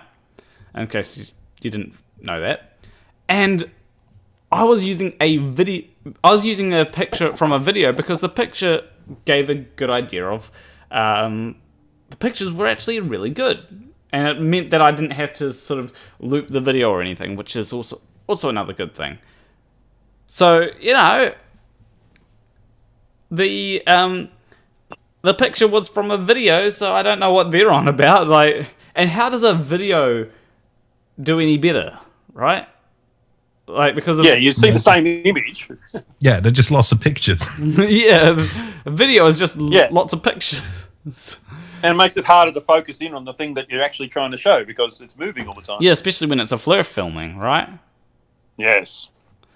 And they say, here's one of the things. They say things like compression and magnification.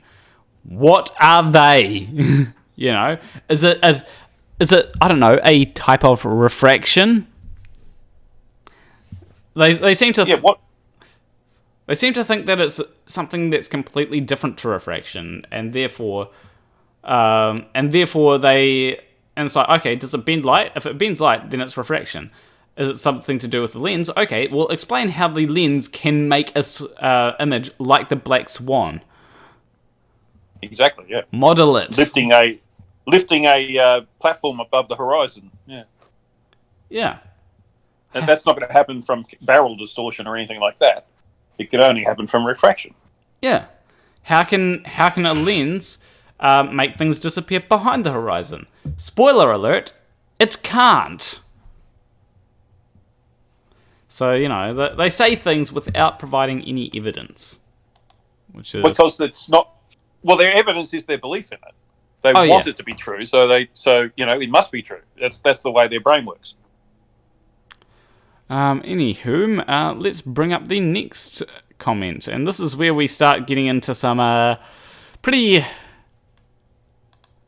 So we're gonna get into some pretty yikesy territory in a bit, but Yeah, I think I know what you mean now. Oh, I didn't want to do that. I wanted to copy the link. So here we have Mythic Pie that says, haha, these YouTubers think Karens are the ones refusing the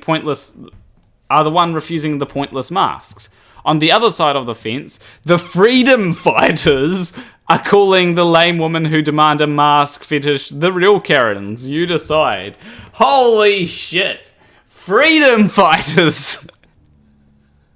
This is the hill they decide to die on.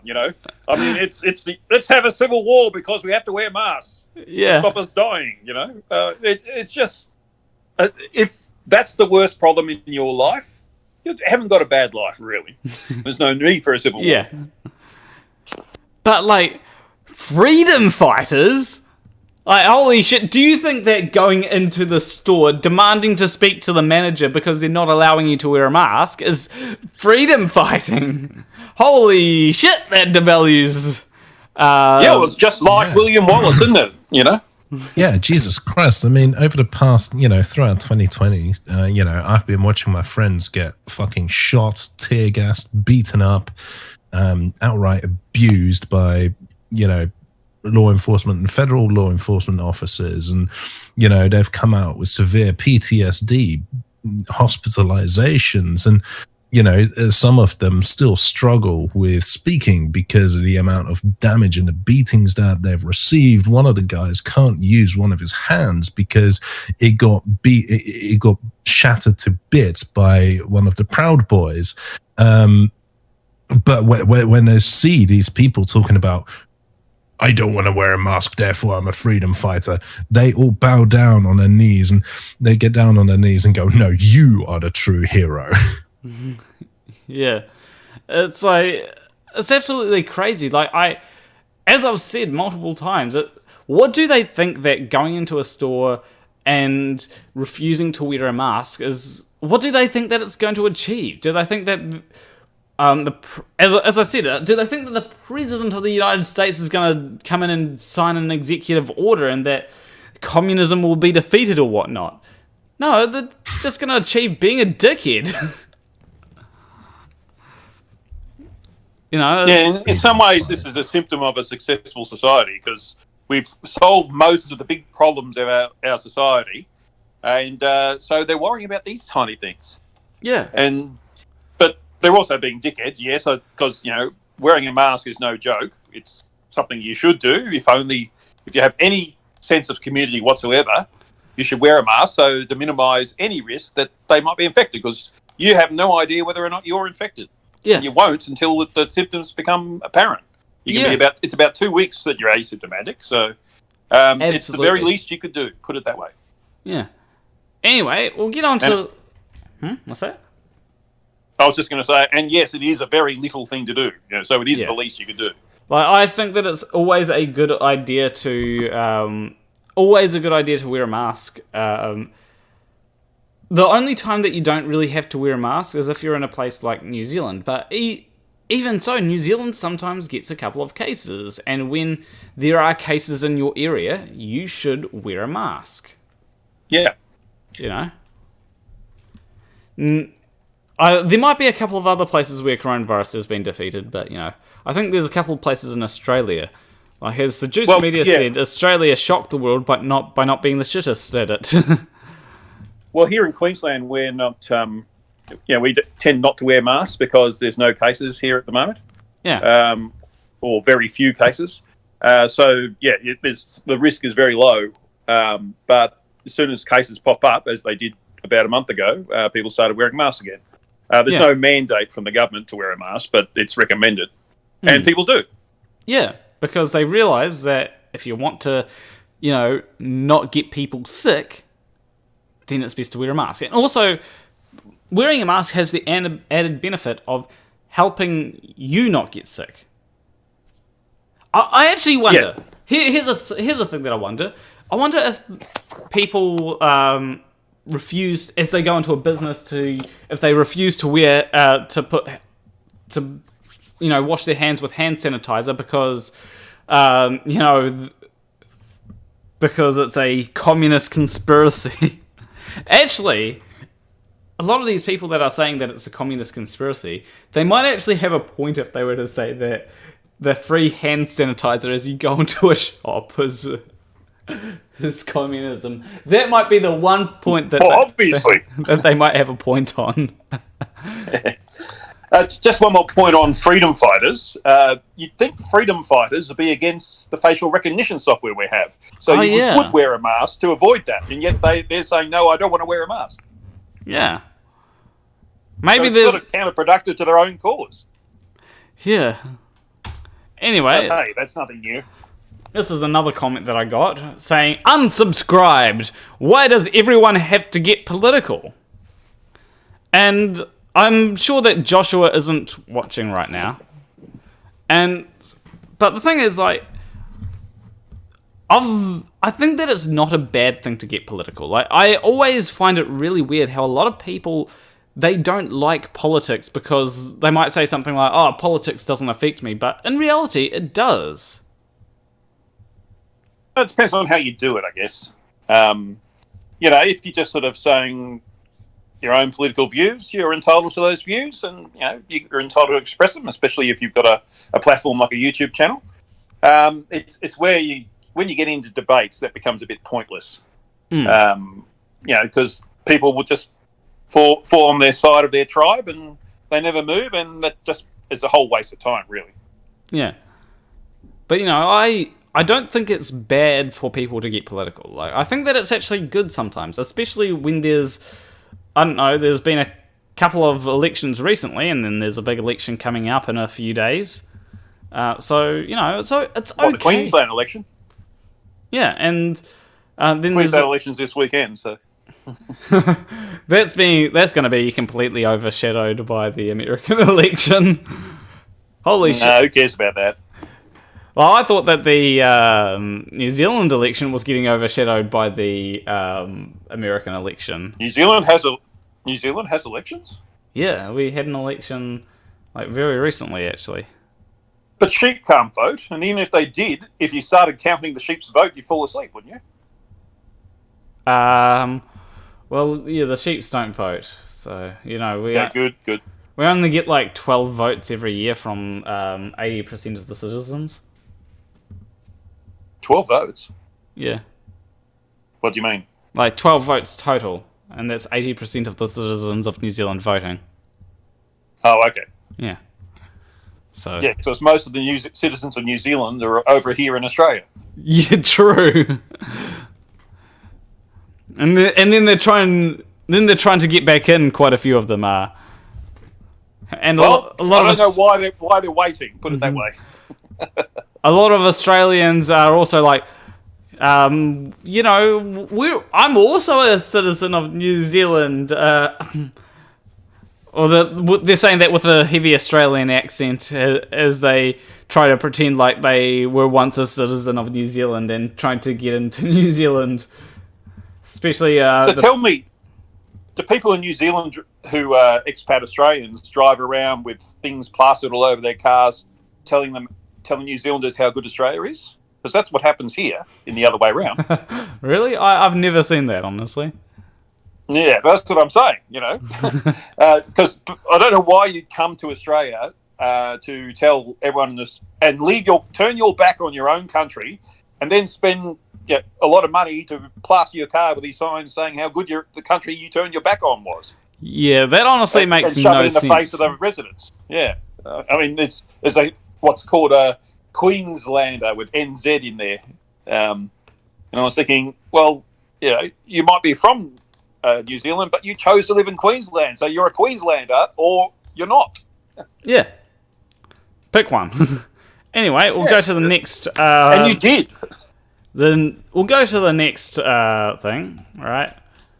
Which is this one here. So, 1967 Super G says, "Well, everything you said is false. Baked didn't get arrested. Yes, you are a communist. Stop lying." So, firstly... Baked Alaska. Okay, yeah, so they're talking about Baked Alaska. So, they say that he didn't get arrested.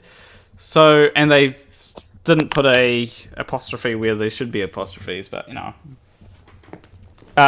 punctuation is not... Doesn't save lives or anything. Let's eat grammar. Yeah. But, so when it came to Baked Alaska getting arrested, it does seem like he wasn't... it does seem like he didn't actually get arrested, from what a lot of people have said. I was under the impression, because I'd heard people saying that he got arrested, that he did get arrested. And I wasn't able to watch what happened after the police officer arrived, because that's where it was clipped. Now, and because his YouTube channel was taken down. So that's actually rather inconvenient for me. But this, yes, you are a communist. I have said multiple times that I am not a communist. Now, I think Is it because I think that it would be better? Like, I am leaning closer to communism than I am to fascism, but that's because fascism is far worse than communism, in my opinion. Right? Well, they're different sides of the extreme end of the scale, you know? Yeah. That's all it is. I'm an ideological communist, but the difference between me and other communists is that I realise that communism is completely impractical because people are involved. Yeah, well... Because there will always be corruption, no matter... Every communist government in the world ever has been utterly corrupt because it gives power to a few. Yeah, well, the exact opposite of what communism is supposed to be about. Yeah, I think that when it comes to communism... Well, firstly, I'd actually say that that's socialism, but that's getting bogged down in in particular details of, the workers have to control the means of production for it to actually be communism. But I think that it's very unlikely that we'll ever get any sort of communist utopia or whatever. That's why I advocate for... And I also think that there's actually some fundamental problems with how the world works. And by that, I mean, like, the laws of physics and everything. That mean that communism is probably impractical. The fact that... Well, I'm back now, but I can tell you that communism is a very silly idea. Yes. But what I think is happening here is similar to... this is the right-wing version of the left accusing anyone they disagree with as being a fascist. Yeah. It's just this right-wing guy calling you a communist because you disagree with him. Yeah, but I think it's because I have that I mentioned communist memes. Like, I love communist memes, right? Because everyone gets them. You know. Yeah, it's a bit of a piss take, but it's also what you're saying about everyone calling the right fascists. It's not how it works, because if you understand the political compass, fascism and libertarianism sit on orthogonal axes to left or right, right? Yeah. I mean, you've got people like Stalin. He was a communist, but he was an outright fascist as well. Yeah. Well, I don't see it as a linear thing. I don't see it as a linear thing. I see it as a circle. And you got at the extreme, you got fascism and communism. No, I used to think that as well, but no, it's not quite like that, because like fascism is about the level of state control, right? And you can have that both.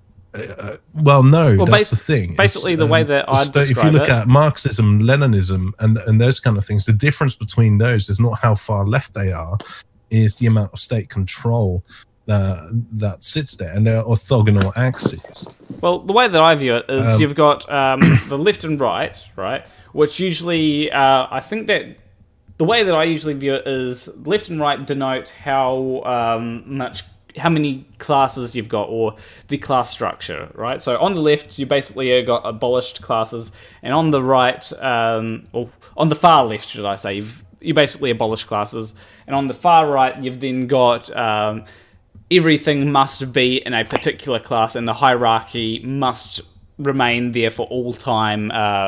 Basically, how things used to be in medieval Europe, or medieval. What was it? Medieval England. Well, monarchy is what you mean. Yeah. Absolute monarchy. Yeah, absolute monarchy. Yeah. So I'm just gonna stick. Stick something in the chat. That kind of helps explain this, perhaps.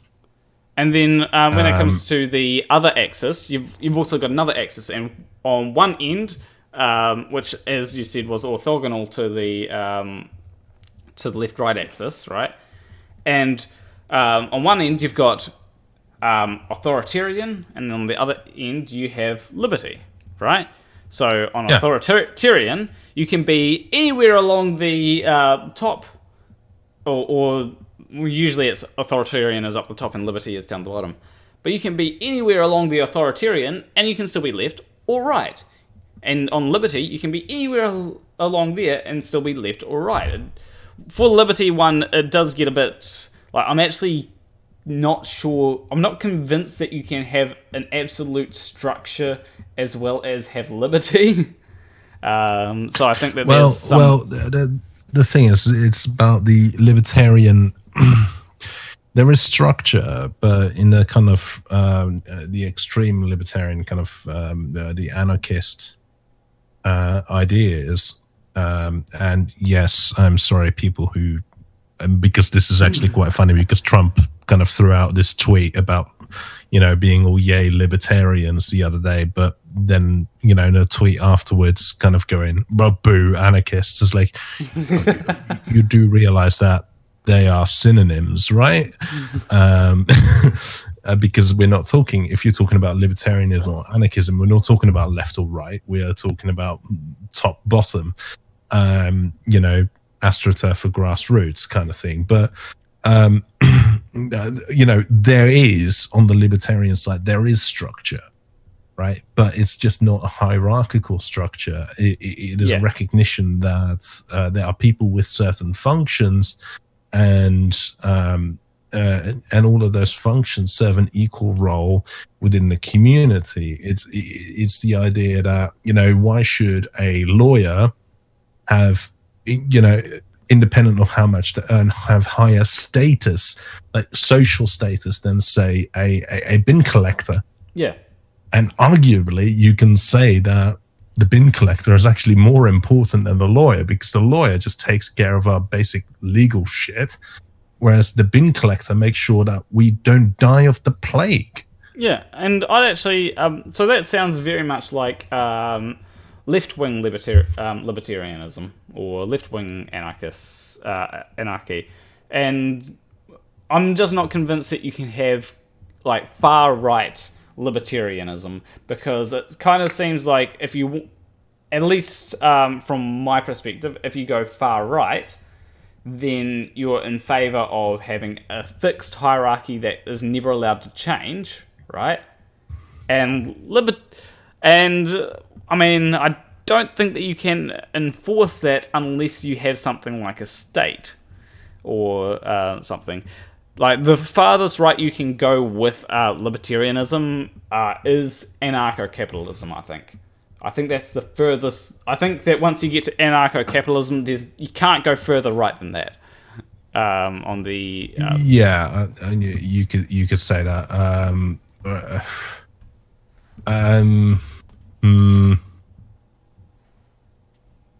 Voluntarism, I suppose. Yeah, anarcho-capitalism. Yeah, we could say that. For the purpose of this discussion, I'll just stick this in the chat. This is probably a bit more useful than the previous one I threw in. Although this is from Reddit, but it kind of it kind of helps you outline that, and from that you kind of see. I mean, there's a few bits I find troubling where it says democratic socialism and social democracy. Is like, how distinguishable are the two? Yeah. But yeah. Anyway, this discussion so far has gone a long way from that quote. Yeah, I was actually just bringing up a new thing which says, viruses don't float around in the air, buddy. That's not how it works. That's exactly how it works. Shut up. Get the fuck out. Okay. Because I think that's the way you deal with that. Yeah. All right, who wants to read this one out?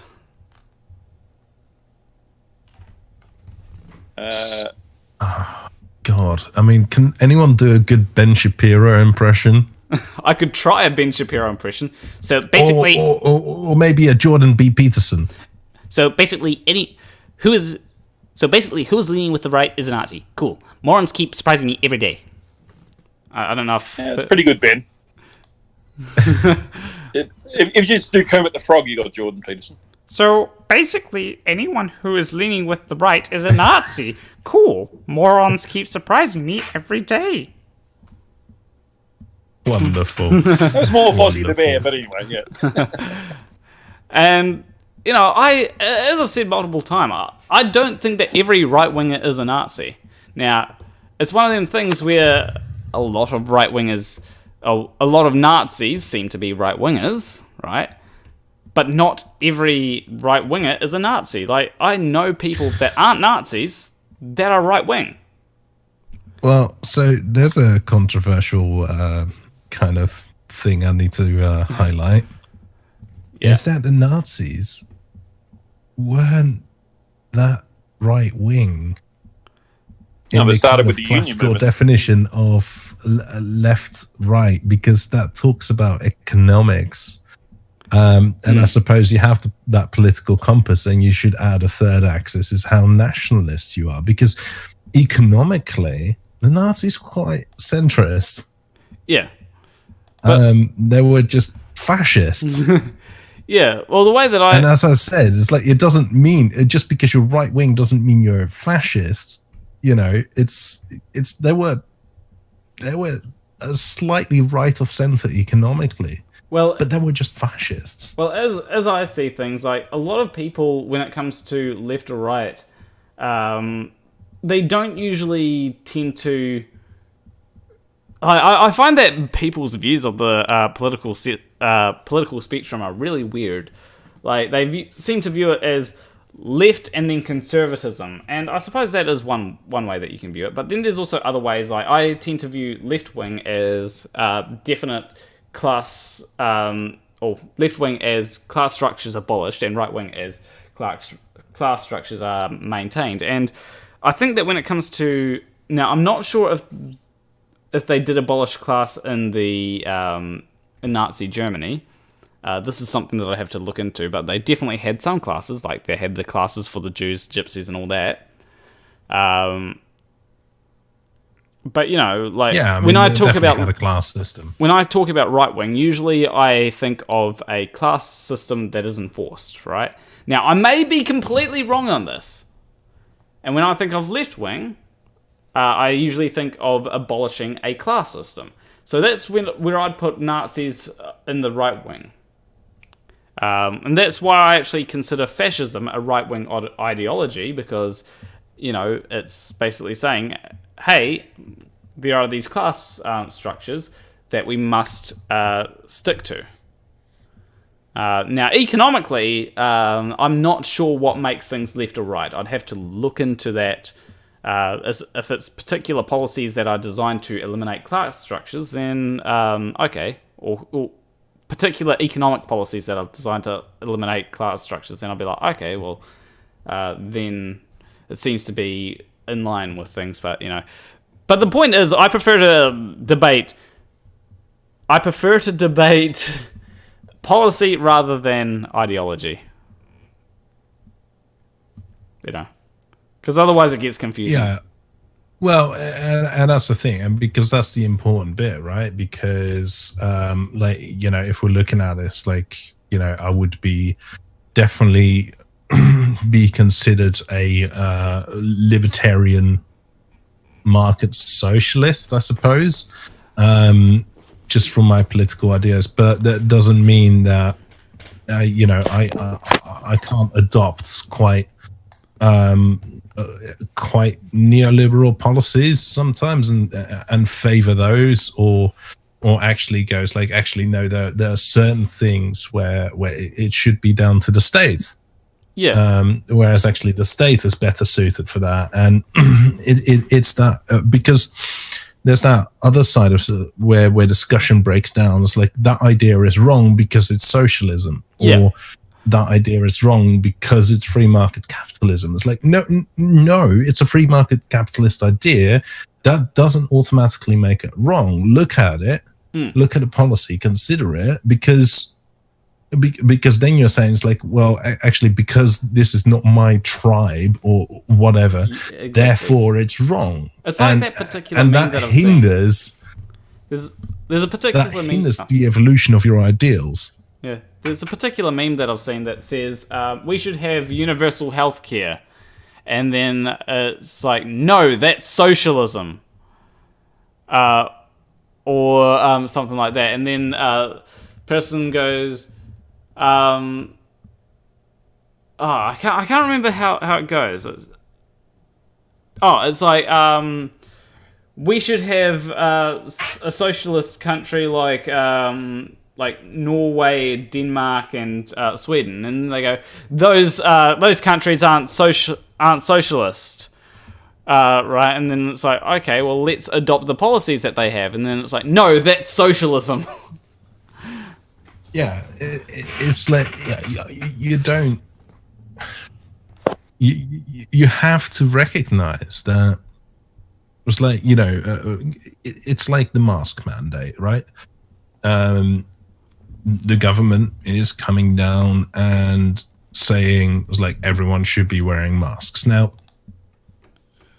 deepest is, politically, I would say, no, fuck the government, right? They shouldn't be dictating what we say. But then on the other hand, it's like, actually, no, it's a really good idea. So yeah, let's fucking follow that. Yeah. I don't give a shit whether that's ideologically not aligned with where some stupid fucking political test puts me on the spectrum. I don't give a shit. That's a good idea. But anyway, and we should all be doing it. But anyway, speaking of being on the spectrum, this person says, you have Asperger's physiognomy. So apparently, I looked up the definition of that word, trying to use fancy words to bamboozle me, obviously. And it just means that I look like I have Asperger's. So apparently, people that have Asperger's have a particular look, and I look like that. So, I mean... Yes, it's kind of a bad basis to make assessments, isn't it? The way people look. Yeah, I mean, are we going to get a calipers out and start measuring people's skulls and stuff like that? Because yes, phrenology rules. Oh, that's going to be big yikes there. So yeah, apparently, genius scientist Nordart Online has discovered that because you look a certain way, that means that you have certain traits. Oh, that's a bit yikes there, my buddy. And that's definitely in yikes territory. And he's obviously a genius. He used some big words. Yeah. So anyway, and everyone is autistic to some extent. Yeah. Most people aren't in a way that they'd even notice. But yeah, if you've met some people, you know that everyone is autistic to some extent. Now, this one is a very strange comment because he says, if you're not a self-loathing white soy person, then you're a Nazi, huh? Okay, I thought the Nazis hated black people, or, maybe I'm wrong on that. Yeah, because if you're not a self-loathing white person, then you're not white, are you? Well, I guess you have to be. There's a qualifier of self-loathing as well, I guess. But yeah. Yeah, I'm pretty sure that most black people aren't Nazis. I'd be surprised if they were. Not even neo-Nazis are Nazis. Yes, that's logical. Neo-Nazis. And God. Then they continue with, I haven't seen a neo-Nazi since the 90s. Well, obviously you haven't been paying attention because I'm pretty sure Richard Spencer is a neo-Nazi. And then there's quite a few of them around these days. It's quite troubling. Yeah. And then he says, but I'm a grown man raised by men whom actually fought the Nazis. Is everyone under 35 autistic now? I like how he has the how he has the understanding that there's a difference between who and whom. I'm pretty sure he used it incorrectly there. I may be corrected on that, but yes, raised by men who actually fought the Nazis. Yeah, you know who else fought the Nazis? George Lincoln fucking Rockwell, who is the father of the neo-Nazi movement. That is actually rather interesting. But he says, is everyone under 35 autistic now? And I mean, I'm pretty sure people on the internet are disproportionately autistic compared to the rest of the population, especially people that make videos like myself, because I'm pretty sure you need some level of autism to make entertaining videos, right? I would disagree with that, but there's a certain social kind of thing to it, I suppose. That yeah. But he says this is very embarrassing. All of you baked Alaska and this pasty clear guy. Apparently, I'm a pasty clear guy. And I'm a pasty white guy. In fairness, you are. Come on. Well, you live so far south, you don't get a lot of vitamin D. True, basically, it's like living in Auckland. Not in Auckland. In England. Where the sun never shines in England. And so if you live in England, like, your best bet is to try and just cross the border into Wales and then you get some sunlight. But if you're living in England... Well, in Wales, no, you don't get any sunlight in Wales, mate. That's like even worse. So we have the Bristol Channel, and basically that funnels all the rain down to the south of Wales, and that's where it all crashes down. There's a reason why I spend most of my summers down in like Turkey. Yeah, so this is another one of those posts where you can just imagine them having all these random thoughts going through their heads, and they're angrily typing them down on the keyboard to get it out. And that's why we get this hodgepodge of a post. Yeah, I just saw someone in the chat saying beta.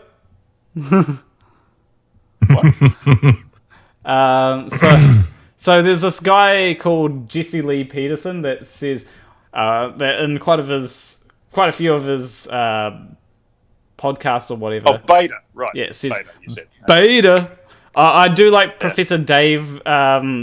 Professor Dave's discussion with him, where Professor Dave basically started saying data,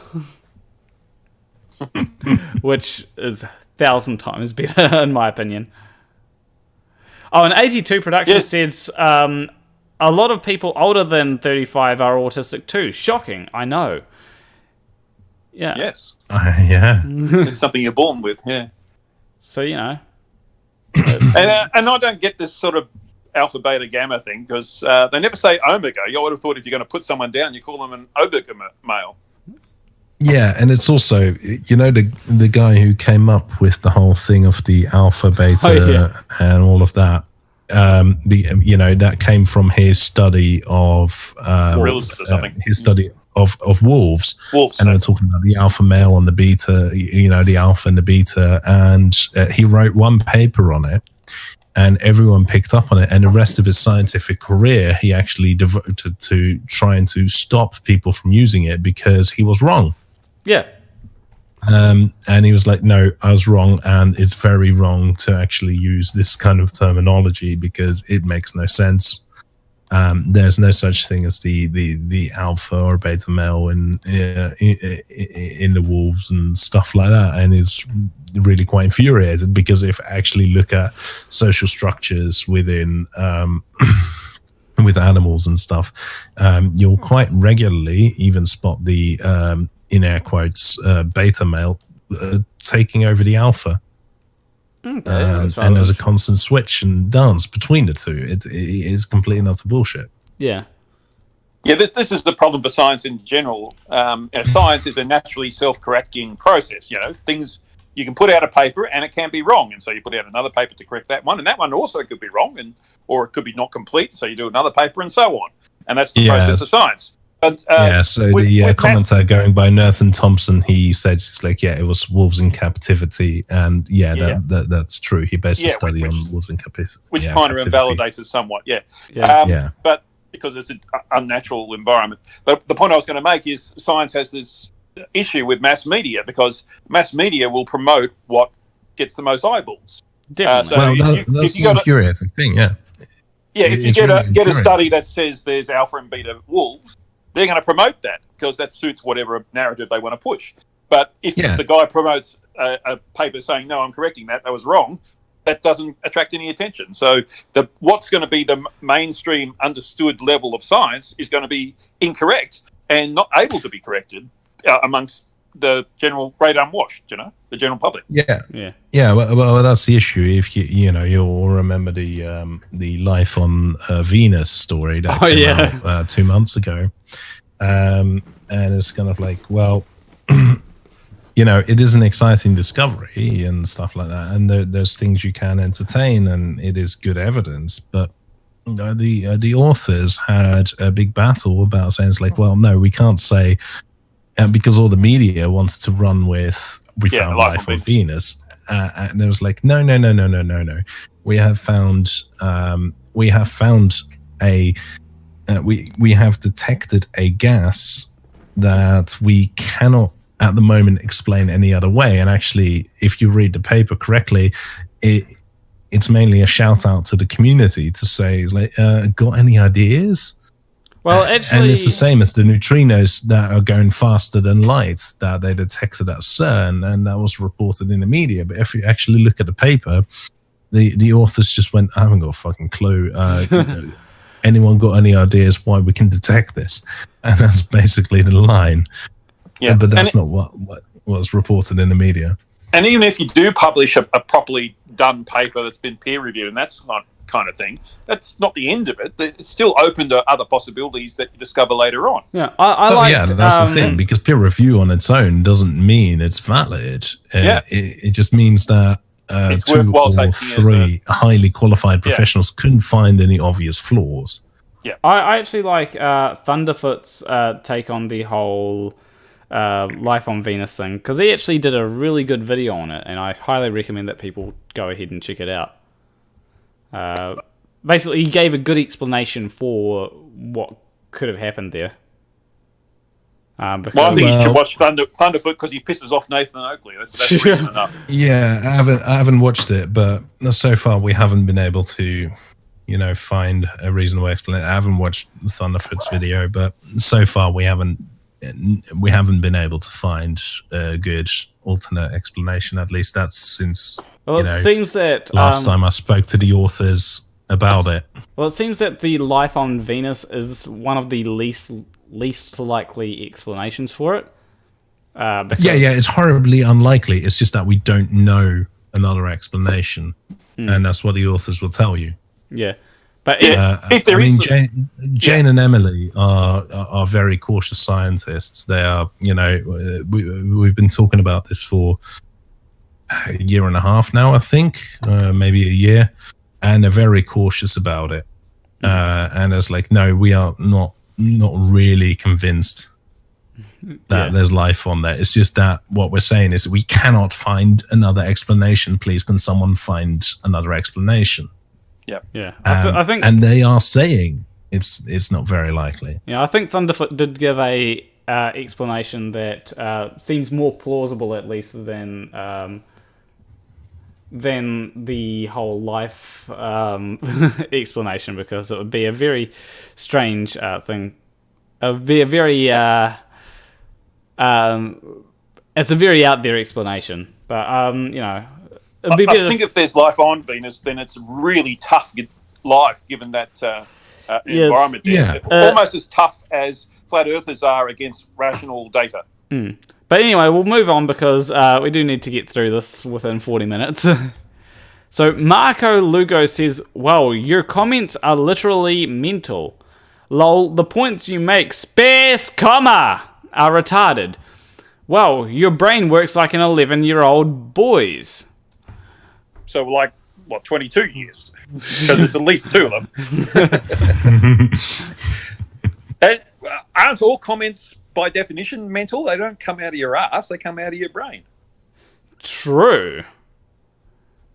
Well, I don't know. I mean, I've been, throughout this broadcast, I've been receiving comments from Sleeping Warrior, and I don't know. Well, yeah, that's mental of a different type. And literally, as in throwing rubbish around the way you spelled it. I like how he doesn't actually respond to the point to any of my points. He just he's just like, oh yeah, your points are retarded and your brain works like an 11-year-old boy's. It's like, oh, well, it's just an ad hom. Yeah. You resort to ad homs when you have no argument. Yeah. It's I think that I made some good points in the video. Like, wear a fucking mask. If one person does that, you might well save a life. True. And that's going to be more than not recommending that. So. Yeah. Anywho, we'll get on to the next comment because we're getting there. We've got and he's back. Who is? Marco Lugo is back with another comment saying, someone can make a successful video just reacting to your video. Man, your brain's undeveloped. Well, at least you have more than one brain, so... Yeah. So if you got two undeveloped brains, does that count as more than one developed brain? Possibly. But I like this comment because I was thinking, has someone made a successful video reacting to my video? No one's made any videos reacting to my video. So, hey, there's an idea. Why don't you react to my video to create a successful video, you know? Yeah, and whoever gets the most views wins. Yeah. Yeah, do it. Come on. Instead Marco, of posting a stupid comment, yeah. This next one, I actually was another one that I'd like FTFE to be here for, but unfortunately, maybe I should start earlier. Anyway, copy link, put it in here, and this is from Internet Explorer. I love that name. Saying, you should lift some weights. You look like a stick figure. Also, is that a Marvel t-shirt? The state of modern man. Isn't your symbol an upside down his symbol, which is a stick figure?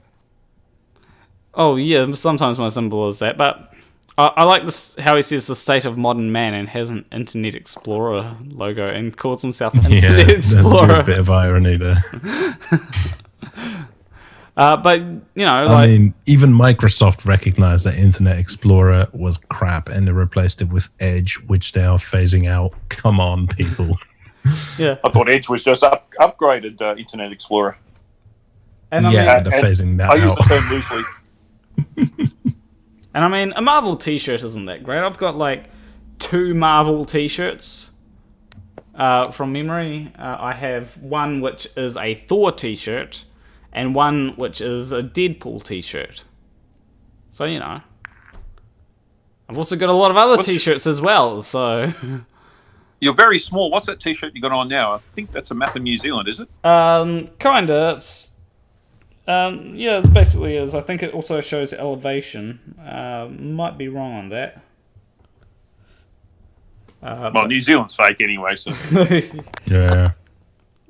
Yeah.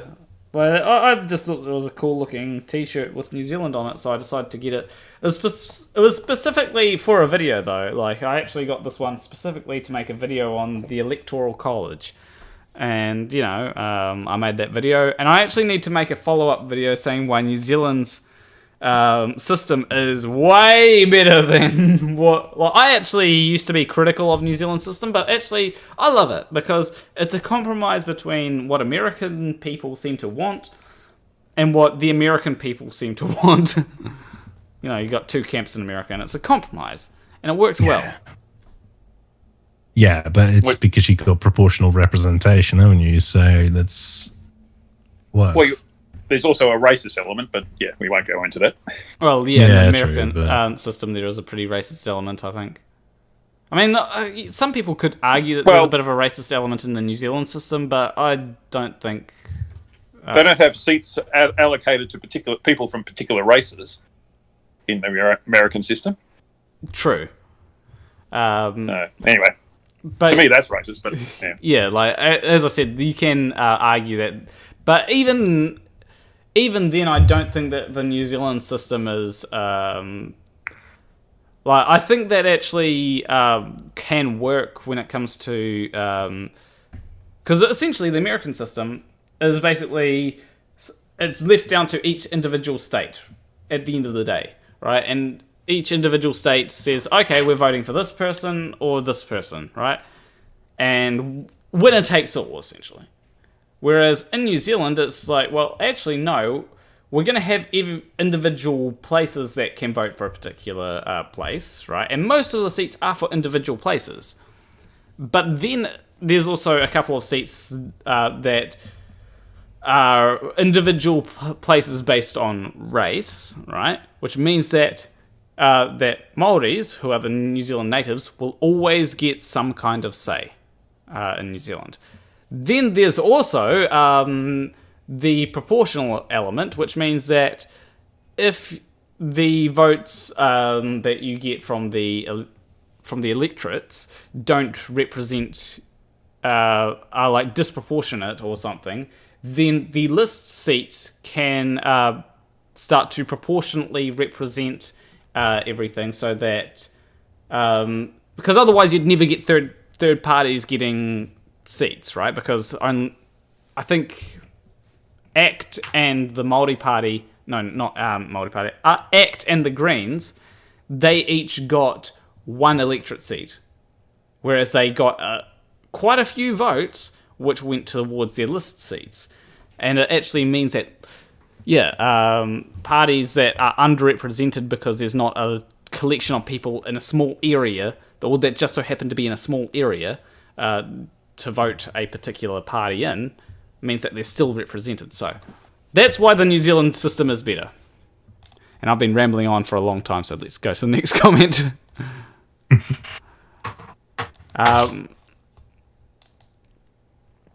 So, copy link. And this is another one of them yikesy comments. So, fighting communism is called Karen by this Zionist paid shill. Good. The more people advertising the Baked, the bigger he gets. Well, first off, Baked's been yeeted off YouTube, so good luck with that. I'm not telling people... Like, here's the thing. Don't go to DLive. Nobody should go to DLive. I don't think that DLive is a good platform. Alright, so there's that. And secondly, like, Zionist paid shill? They are literally as bad as flat earthers by calling everyone that disagrees with them a shill. They can't even spell pay. This is Q level, right? Because, this is going straight to the Zionist. Yeah. And then there's... It's like anti-Semite. Yeah, like, I am 100% paid by... By me. Yeah. For one, anyway. Yeah, by... I pay you $50. Yeah, by Patreon and YouTube. So that means that people like you on Patreon, people like Peter Flemberg and Jessica G in chat, who give super chats. So thank you for that. They also pay me, and ads. Right? That's where I get all my money from. I don't get paid anything by NASA or whatever they think I'm being paid by. Although you're open to that if they want to. Yeah, like, if they want to pay me... Hey, give me money, you know? Yeah, if anyone wants to pay me like $1,000, I'll be happy with that. Just as long... Like, I do have principles, though, so if you're trying to pay me $1,000 to say some shit that I just don't agree with, like, if you were to pay me like $1,000 to say the Earth is flat and you should go research flat Earth, like, fuck off with that, you know? Like, it also depends whether it's a joke or not. So let's test your principles. If I threaten to cancel my Patreon if you don't say New Zealand sucks publicly, will you do it?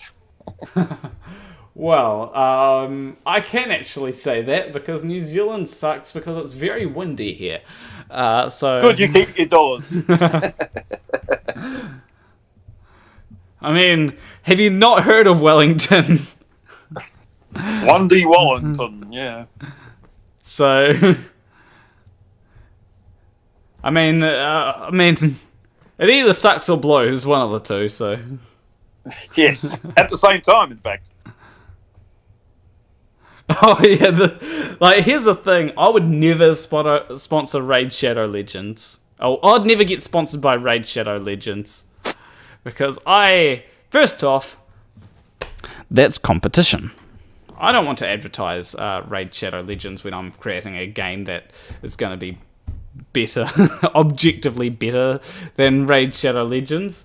Maybe not in the graphics department, but, you know, things like... When are we going to see this game? It's another thing I'm paying for. Well, I'm actually... I've been working on it recently. I'm actually wanting to get Team Skeptic to play it on his gaming channel, and I think I might be able to coerce Simon Dan into playing it on his gaming channel when I get the Kickstarter up and running. Well, get Radical as well, because he's a game developer. So. Oh yeah. And so, get a few people to play it. I love to see people's interactions. Just need to make sure that it's calibrated correctly as well. Anyway, on with the stupid. Ugly German Truth says objectively better at the moment means available to play, and mine's actually available to play. It's just not the most recent version isn't available to play because I've been adding quite a few. It's not the beta version; it's the omega version. Yeah. I said omega. Yeah, either way. It's the Greeks that define how to pronounce that, not me. Yeah. But anyway, that's the... I do see a few things in the internal chat, so let me just see if I've missed anything. Because otherwise, then we'll end up with the video. Where is Discord? There we go. Because there's a... Here we go. Oh, there's just a... So it was just AB Science saying how you have... okay, give me a second. AB Science, are you still there? No, he's gone. Yes. He's doing a rally in more ways than once.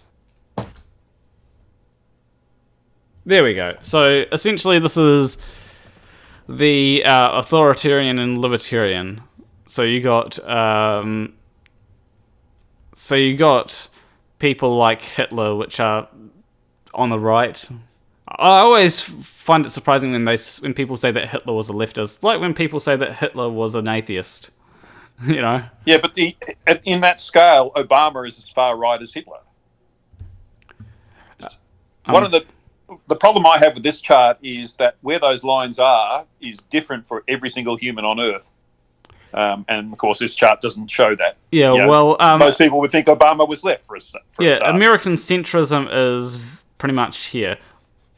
And if you're far left or far right, where the middle is different. Mm. So yeah, can only be seen as a guide. Put it that way. Yeah, I do like how they've got Trotsky in the center. Like, I think a lot of people think that Trotsky was some super authoritarian dude. When I think it was Trotsky. I would have rather him have taken over the USSR when it came to that thing, because I can't remember who it was. I think that it was Stalin who took over from Lenin, maybe. And Stalin basically Stalin wanted power, right?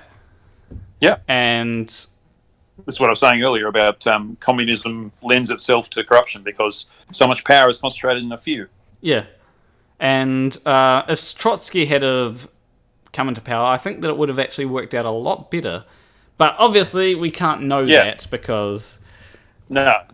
But it's all the available information suggests that, put it that way. Yeah. Well, they would have basically gone against the Nazis much sooner, But yeah. Oh, by the way, does anyone know about the situation in Bolivia? Which seems like a very interesting situation, to be honest. A writer of dinosaurs... I don't, but I presume the chat might. Yeah. Essentially, there was the socialist leader, I think he's socialist, I'm not sure, but the socialist leader actually won an overwhelming majority, and he was actually exiled from Bolivia earlier this year or last year or something, because there was some kind of coup that a lot of people were saying was funded by the CIA or something. Now, I not want to get conspiratorial, so I don't necessarily think that it was funded by the CIA, but that's what I've been hearing.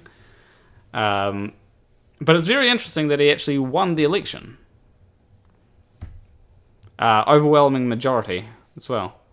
So that's why a lot of people... really have free elections there, though? I mean, most socialist regimes rig their elections, and in North Korea, they get 100% turnout and 100% vote for the same guy. So. Well, this one wasn't... it didn't seem rigged because, first off, the guy who it would have been... If it was rigged, then it would have been rigged in favour of this guy. He's not even in the country, right? Secondly... he only got 56%. It wasn't something ridiculous like 90%. It was a surprise for everyone? Okay. Yeah. He says he lives here. How do you pronounce it? SMLBSTCBR? I don't know. Observer says, I just tuned in and thought I was looking at a flat earth bingo card. I guess it was a political bingo card instead. Pretty much. Pretty much, yeah. Yeah. But anyway, that will be it for the stream. We've got FTFE going live in a bit. I've got a video that I've got to work on regarding Eric Dubé. And I've got... The man's a genius. Okay, get out. Just kidding. But yeah, that was a fun times, I must say. So yeah, leave a like and subscribe if you liked that stream. Leave a comment letting me know of whatever stupid you've seen or whatever you want me to do for future live streams. As always, I will see you in the next stream or video. Between you and me, thank you for watching.